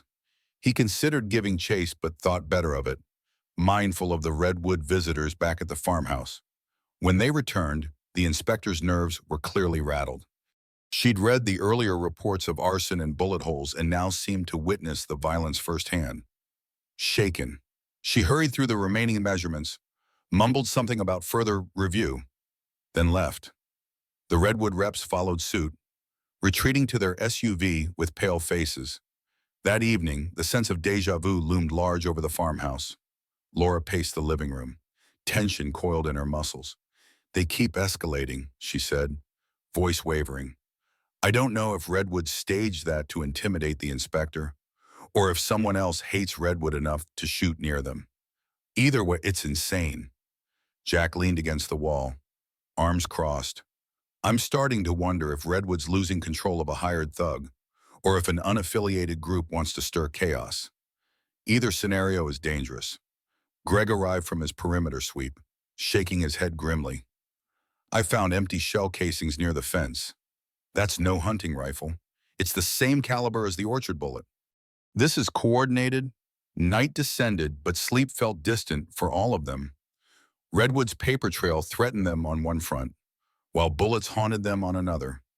Laura tried to steady her resolve, reminding herself of the community's support in the Vineyards' gradual revival. Yet a nagging voice in her mind warned that Redwood and Marcus Langdon wouldn't stop until Fremont Estate lay in ashes or legally stripped from her hands. Tension in Calverton reached a fever pitch when local media outlets got wind of the escalating violence. A small TV crew arrived at Laura's farm unannounced, seeking an exclusive. Laura initially hesitated. Her attempts at controlling the narrative had so far been overshadowed by Redwood's PR machine.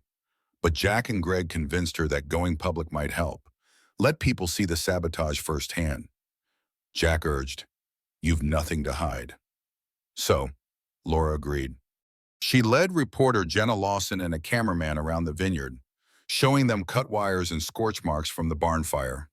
They filmed the bullet hole in the orchard post, the hole in the fence, and the newly installed irrigation lines. Jenna pressed for details on Redwood Realty's involvement. Laura described the intimidation tactics but stopped short of outright accusing Redwood of orchestrating the gunfire, mindful of potential legal backlash. The segment aired 2 nights later, titled "Valley Under Siege: The Battle for Fremont Estate." Viewers saw footage of the charred barn, glimpses of Redwood's architectural renderings, and cameo quotes from Jared Green denying wrongdoing. The piece ended with an emotional appeal from Laura, describing her grandmother's vision and her own determination to honor it. Reaction was swift. Messages of support flooded Laura's phone and the estate's social media page. A few volunteers even showed up offering help in the fields. At the same time, Redwood lashed out with an official statement condemning sensationalist media coverage and implying Laura was exploiting the public's emotions. Marcus remained silent, but Laura felt his presence in Redwood's every calculated move. Meanwhile, the orchard bullet saga persisted. Greg discovered more footprints at the fence line, again consistent with the previous intrusions. His suspicion that the same individual was stalking the property deepened, but no one recognized the shoe pattern, and the figure always vanished before they could confront him. A sense of dread weighed on every chore, every walk around the vineyard. Amidst it all, Lucas clung to hope.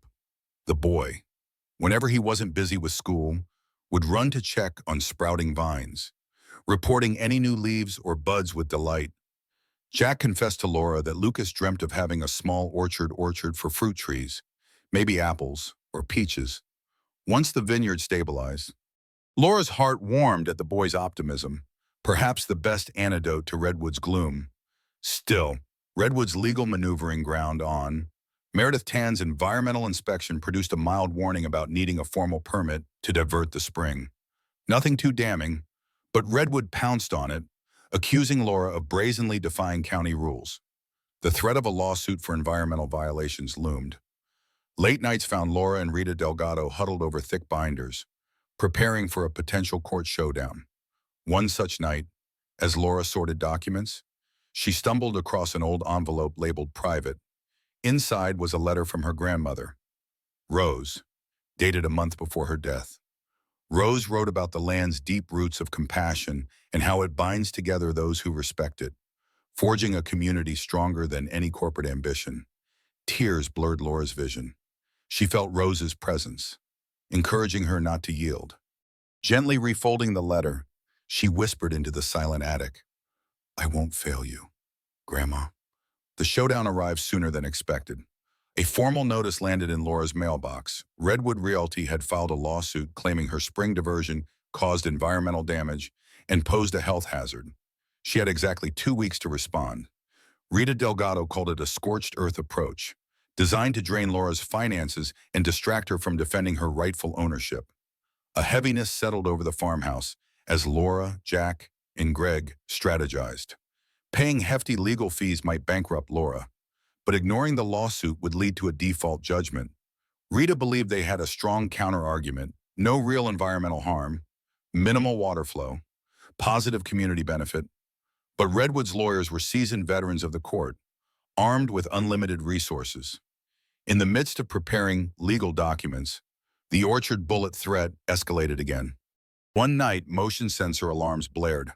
Greg rushed out with his rifle, catching a glimpse of a masked figure crouching near the pump house.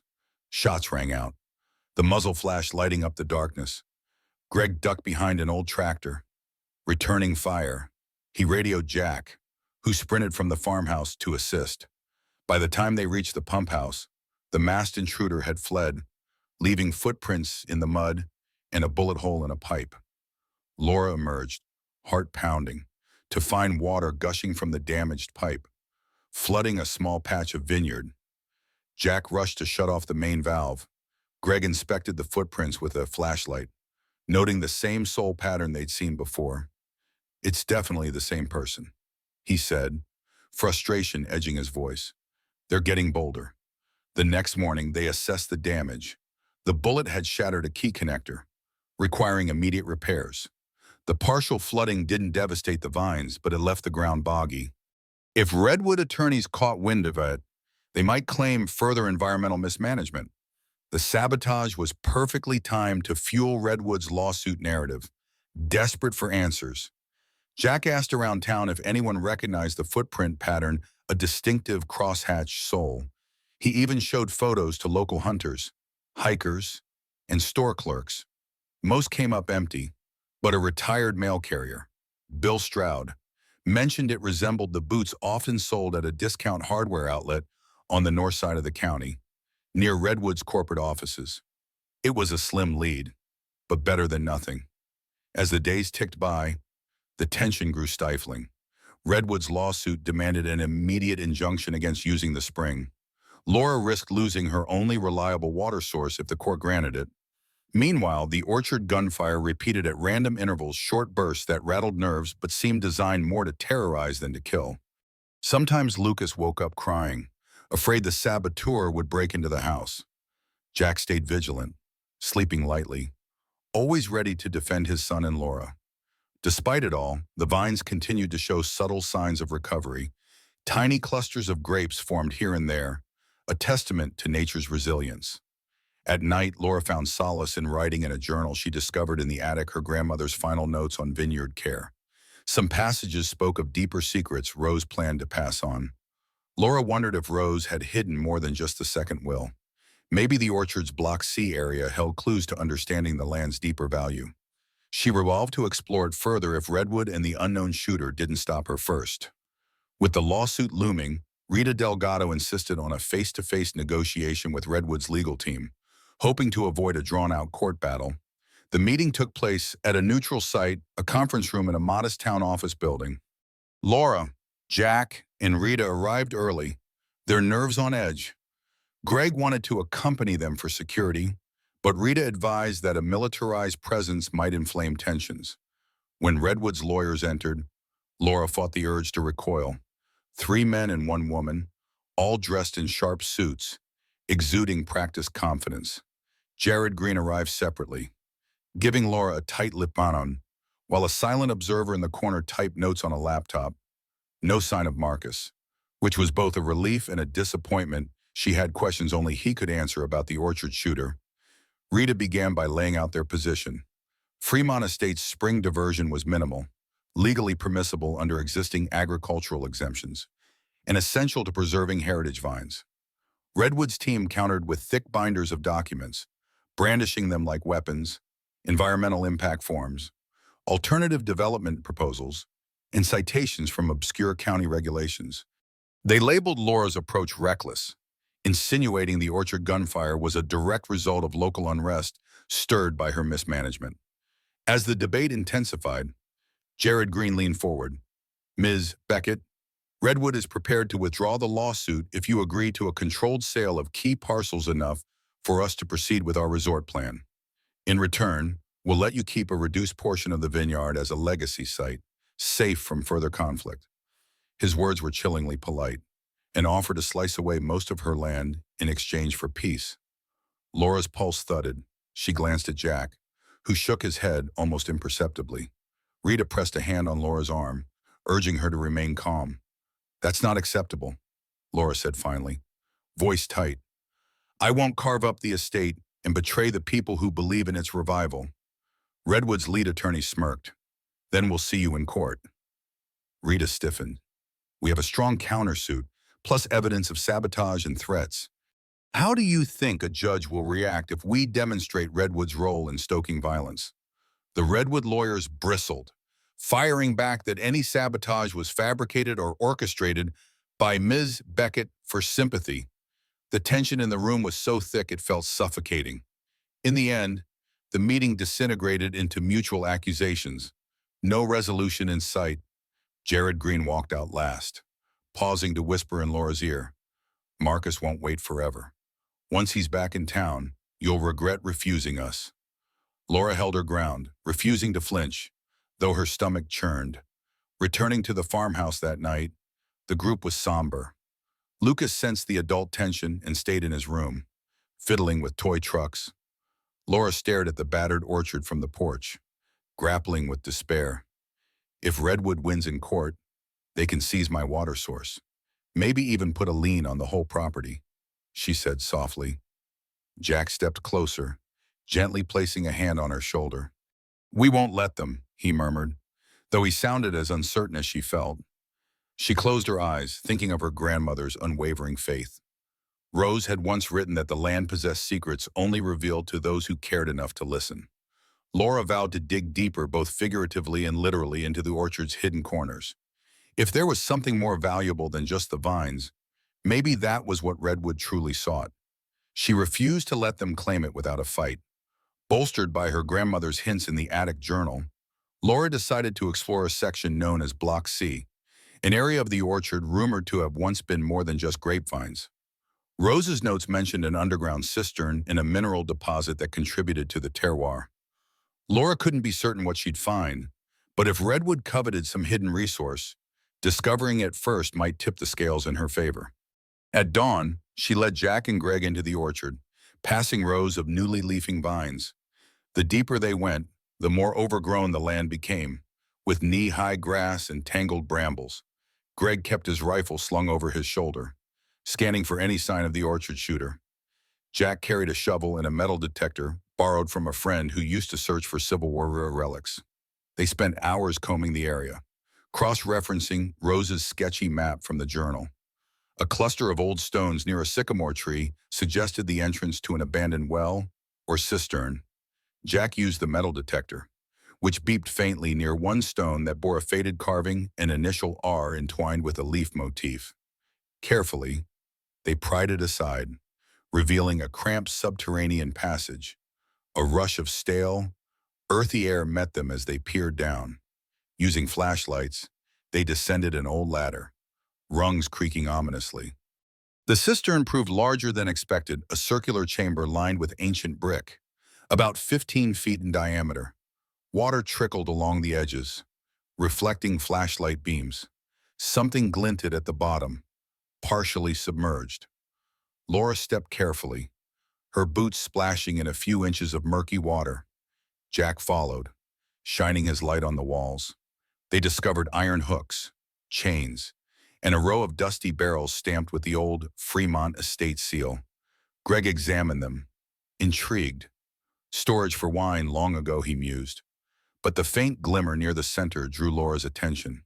She knelt, brushing aside algae to find clusters of mineral-veined rocks, shimmering with a metallic hue. Silverjack asked softly, picking up one piece. Could be, Greg said, scratching it with a pocket knife. If Rose knew about this, she might have realized there's a vein of valuable ore under this property. Redwood must have caught wind of it. Laura's pulse quickened. If the orchard soil contained trace minerals, it could enhance wine quality, but a genuine silver deposit would attract corporate exploitation on a massive scale. Laura's mind raced. Redwood's desire to develop a resort might be a front for mining rights. The sabotage, the lawsuit, everything. Was it truly about building a spa? Or was Redwood after the land's hidden wealth? She felt a swirl of triumph and dread. Discovering potential silver could bolster her case if managed correctly, or it could make Redwood even more ruthless. They collected a few samples in a canvas bag, then climbed out of the cistern. Laura cast a last glance downward, heart pounding at the revelation. "We need a geologist," she whispered, "and we have to keep this secret until we're sure." Greg nodded, eyes sharp, because if Redwood learns there's a silver deposit, they'll stop at nothing to seize it. Emerging into the orchard's sunlight, Laura felt more determined than ever. She finally had a potential trump card. Yet with Redwood's lawsuit pending and the orchard sniper still at large, the risk was enormous. "We can't let them find out." "Not yet," she told Jack and Greg.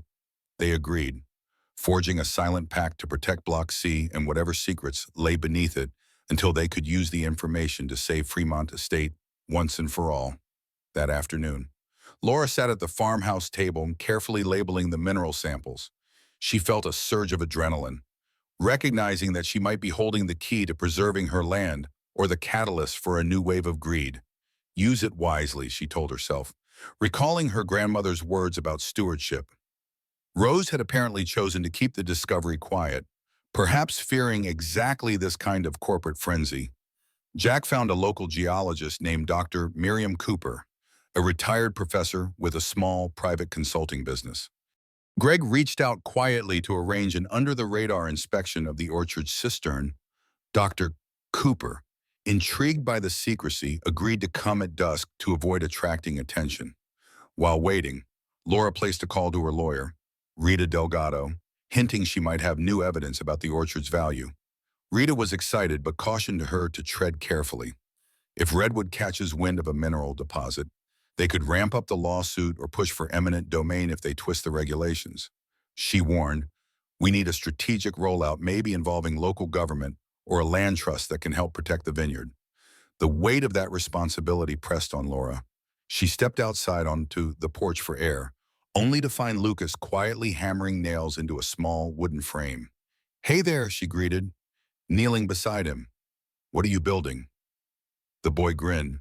"A birdhouse for the orchard. I thought maybe if there were more birds, they'd eat the bugs and help the vines." Laura's heart warmed.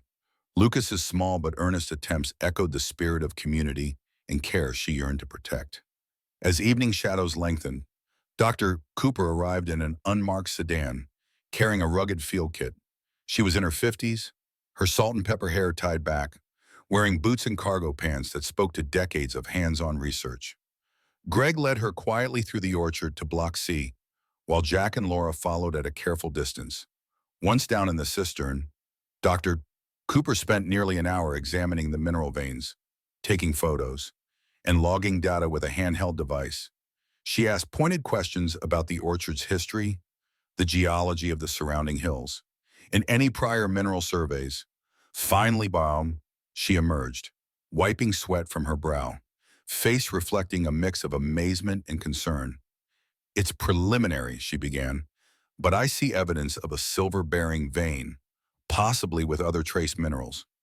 It's not a massive lode like the old Comstock mines, but it's significant enough that a profit-minded entity would absolutely consider exploitation." She paused, searching their faces. "You realize this could drastically raise the stakes, right?" Laura nodded gravely. "I'm afraid Redwood might already suspect. They're pushing a lawsuit to force me off the land." Dr. Cooper frowned. Then you need legal protections. A mineral rights claim could be filed in your name, though that might invite more conflict. Alternatively, you could approach a conservation group to designate this property as protected farmland. That might keep mining off the table. They returned to the farmhouse under cover of twilight, where Dr. Cooper delivered a brief written summary of her findings. "Keep this confidential," she warned, "and let me know if you decide on a formal survey." Laura thanked her, heart pounding with a mixture of relief and anxiety. She was one step closer to understanding Redwood's motives, but also one step deeper into a game with life-altering stakes. After Dr. Cooper departed, Laura, Jack, and Greg gathered around the kitchen table, sifting through the orchard maps by lantern light. The orchard sniper, Redwood's lawsuit, Marcus's threats, all were pieces of a puzzle that led back to one truth: they want the land for the hidden silver. Laura gripped the table edge. "We leverage this quietly, or Redwood will wage outright war," she said, voice firm. "But if we do nothing, Redwood might win anyway. We have to act." News of Redwood's environmental lawsuit put the entire town on edge, with local gossip suggesting that Fremont Estate was on the verge of collapse. Redwood's PR team painted Laura as a stubborn heiress clinging to a failing vineyard at the expense of everyone's prosperity. Yet, behind the scenes, Laura held a trump card: Dr. Cooper's preliminary findings, tucked away safely alongside her grandmother's will. In a bold move, Laura decided to invite a county commissioner, Dolores Macklin, for a personal tour of Fremont Estate. Commissioner Macklin was known for championing local agriculture and preserving open spaces, but she also had to balance the county's economic interests. This time, Greg insisted on a heavier security detail, especially after the orchard shooters' repeated intrusions. Commissioner Macklin arrived on a sunny afternoon, accompanied by 2 aides and flanked by Greg and his retired deputy friends. She walked the rows with a measured air, asking about job potential, water usage, and community outreach. Laura highlighted the rehabilitated vines, introduced her to Jack, who explained the irrigation improvements, and even let Lucas present a small plan for orchard-based pollinator habitats. As they neared Block C, Laura hesitated. She wanted Macklin to appreciate the orchard's unique features, but didn't dare reveal the underground cistern or the potential silver deposit yet. Instead, she focused on the orchard's historical significance, pointing out the old sycamore and describing her grandmother's vision of a biodiverse vineyard. Commissioner Macklin nodded thoughtfully, impressed by the philanthropic spirit. "Rose Beckett's reputation as a community pillar still resonates," she remarked, scribbling notes. Partway through the tour, Jared Green made a surprise appearance, arriving in an impeccably pressed suit. He greeted Commissioner Macklin warmly, launching into Redwood's pitch: "We can bring hundreds of bombs in significant tax revenue. Our resort plan is eco-friendly, leaving enough space for Mrs. Beckett's vines to coexist," he said, giving Laura a condescending smile. Unperturbed, Commissioner Macklin listened politely, though her expression betrayed skepticism. She asked Redwood about the ongoing sabotage and violence, which Jared Green dismissed as unfortunate misunderstandings. The tension was palpable, with Greg and his men looming in the background, rifles at the ready. Eventually, the commissioner and her aides wrapped up the tour, promising to review both parties' proposals more thoroughly. Jared left first, slipping Commissioner Macklin a glossy brochure before driving off with a curt nod. Laura, relieved he was gone, asked, "So, do you think we made progress?" Commissioner Macklin pursed her lips. "I see potential, but Redwood's economic allure is powerful. Keep gathering tangible results: jobs, production, financial viability. Prove this vineyard can thrive without outside corporate control." Laura thanked her, quietly acknowledging the challenge. Redwood could dangle immediate tax revenue, job promises, and shiny resort amenities, while her plan required time, investment, and a leap of faith. She thought about revealing the silver deposit, but remembered Dr. Cooper's warning. Disclosing it prematurely might spark a frenzy of conflicting claims. After Macklin's visit, The mood at the farmhouse was guardedly hopeful. They had at least one county official willing to listen, yet Redwood loomed large. Late that evening, as Laura prepared a simple dinner, she felt a chill pass over her. The orchard sniper, the lawsuit, the silver deposit, they all collided in her mind. She glanced out the window toward Block C, where the moonlit vines swayed gently. Soon, she thought, I'll have to use every piece of leverage I have. She just prayed it wouldn't tear the town apart. 2 nights later, calamity struck without warning. Greg was patrolling the edge of Block C when he heard splintering wood and a muffled shout. Racing toward the sound, he found one of his fellow watchmen, Carter, sprawled on the ground, clutching his leg. The orchard shooter stood several yards away, face hidden by a ski mask, brandishing a pistol. In the glow of a portable lantern, Greg could see the adrenaline in the intruder's posture. Greg raised his rifle, but the shooter fired first, a shot grazing Greg's shoulder. Greg staggered, biting back a cry of pain. Carter tried to crawl away, blood trickling from a shrapnel wound. The masked assailant advanced, clearly prepared to finish what he'd started. Then a shout pierced the darkness of Jack, sprinting in with a shotgun from the farmhouse. He yelled for the shooter to drop the weapon. In that split second of confusion, the intruder hesitated, then pivoted to run. Greg, despite the pain, managed to steady his rifle, firing at the ground near the assailant's feet. Dirt kicked up, causing the masked figure to stumble. Jack lunged forward, tackling the shooter in a furious collision. A shot rang out, echoing across the orchard. The world seemed to hold its breath. When the dust settled, Jack wrested the pistol away, pinning the attacker's arms to the ground. Greg, bleeding and grimacing, hurried over to secure the weapon. Ripping off the ski mask, they discovered none other than Hank Tobin, the former farmhand who once warned Laura to walk away. His eyes darted wildly, sweat pouring down his face. "They paid me," he rasped, voice trembling with anger and fear. "They paid me to scare you off." Laura arrived moments later. Having heard the shots from the house, she gasped at the sight of Hank pinned, Greg's torn sleeve revealing a bloody shoulder, and Carter groaning in pain, heart pounding. She crouched beside Carter, trying to stem the bleeding with her jacket. "Call an ambulance," as she yelled at Lucas, who had followed behind. The boy ran back toward the farmhouse, tears in his eyes. Hank spat on the ground. "You have no idea what I've been through. Redwood promised me a better life if I drove you out." He ranted about unpaid bills, medical debts, a child's surgery. "They told me to sabotage the pump, to set fires, even to shoot if necessary." His eyes brimmed with guilt and desperation. Greg's face hardened. "You nearly killed people for that." Hank glared. "Better them than me." Sirens blared in the distance. Jack pressed his knee into Hank's back, ensuring he couldn't flee. Laura looked at him, a flood of emotions swirling: anger, sadness, betrayal. "You used to work here under my grandmother's watch," she whispered, remembering how Rose Beckett helped families in need. Hank's eyes flickered with remorse. "Times change," he mumbled. Paramedics arrived, loading Carter onto a stretcher. Greg refused treatment until he was sure Carter was stable, though he winced at every movement.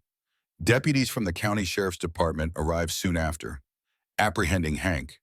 He spilled enough details to implicate Redwood, mentioning hush payments and instructions from someone high up. But the legal chain of evidence would need to be rock solid. As the orchard returned to a tense quiet, Laura kneeled in the dirt, heart thudding. Redwood had escalated from sabotage to hiring a man to terrorize them, nearly resulting in murder. The orchard bullet, the barn fire, the cut wires, now they had a face behind it all. But Hank was just a desperate pawn. She recalled Marcus's warning, Jared Green's threats, the lawsuit. One question loomed: how high did this go, and what would Redwood do when the truth came out? The aftermath of Hank Tobin's arrest rattled the entire county. Word spread fast: a longtime local farmhand had shot 2 men at Fremont Estate and confessed to working under Redwood's directive. Redwood's official statement categorically denied any involvement with Hank, labeling him a disgruntled individual acting on his own. But for once, the townspeople seemed less inclined to believe the corporate spin. Greg and Carter both survived their injuries. Though Carter required surgery and a hospital stay, Greg's shoulder wound, while painful, was relatively superficial. He insisted on returning to the farmhouse to rest, refusing to leave Laura, Jack, and Lucas unprotected. In the days following the shooting, the orchard lay eerily quiet, as if absorbing the violence, compelled by the scandal. Commissioner Macklin revisited Fremont Estate, this time with a small entourage of law enforcement officers. She personally inspected the orchard, speaking with Greg, his arm in a sling, and taking a statement from Jack about how they subdued Hank. Laura, face drawn with exhaustion, recounted Hank's partial confession, though she lacked direct documentation linking Redwood to the payments. Meanwhile, Rita Delgado pounced on the opportunity to strengthen Laura's legal standing. She filed motions in court to delay Redwood's environmental suit, citing new evidence of malicious intent. Laura, at Rita's urging, turned over Dr. Cooper's preliminary findings, carefully phrased to emphasize the orchard's agricultural uniqueness without fully disclosing the silver deposit. If Redwood truly wanted the land for hidden minerals, they might hesitate to push too hard under the scrutiny of a pending criminal investigation. One evening, as Laura reviewed the day's chaos, she sat alone on the farmhouse porch, legs curled beneath her. The moon hung low, bathing the vines in soft silver light. She thought of her grandmother again, of the second will that championed community stewardship. What would Rose do now? Probably rally the townspeople more forcefully.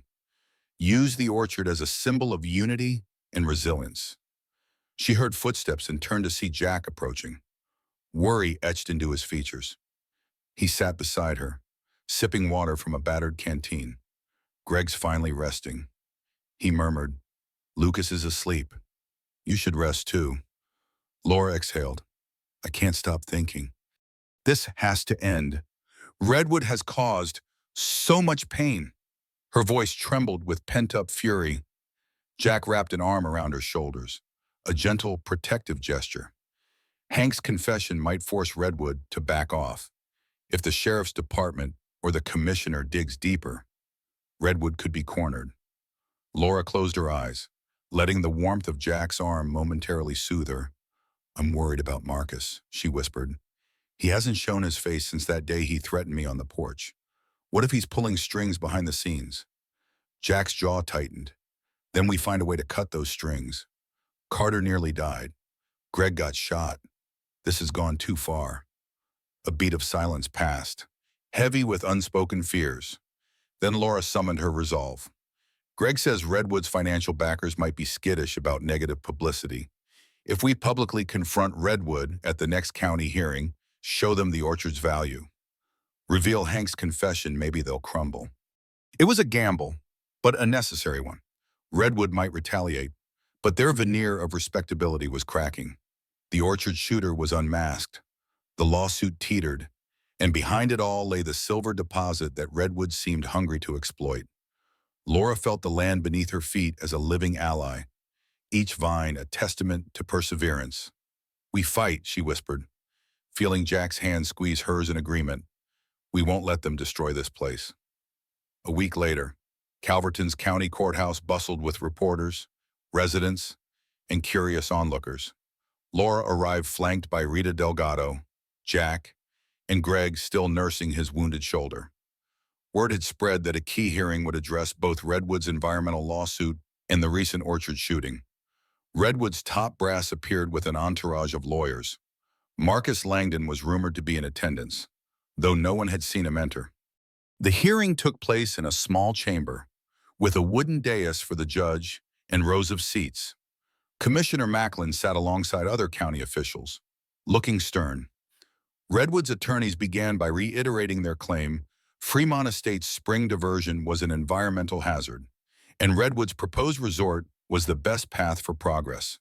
They feigned ignorance of Hank Tobin's confession, brushing it off as isolated criminal behavior.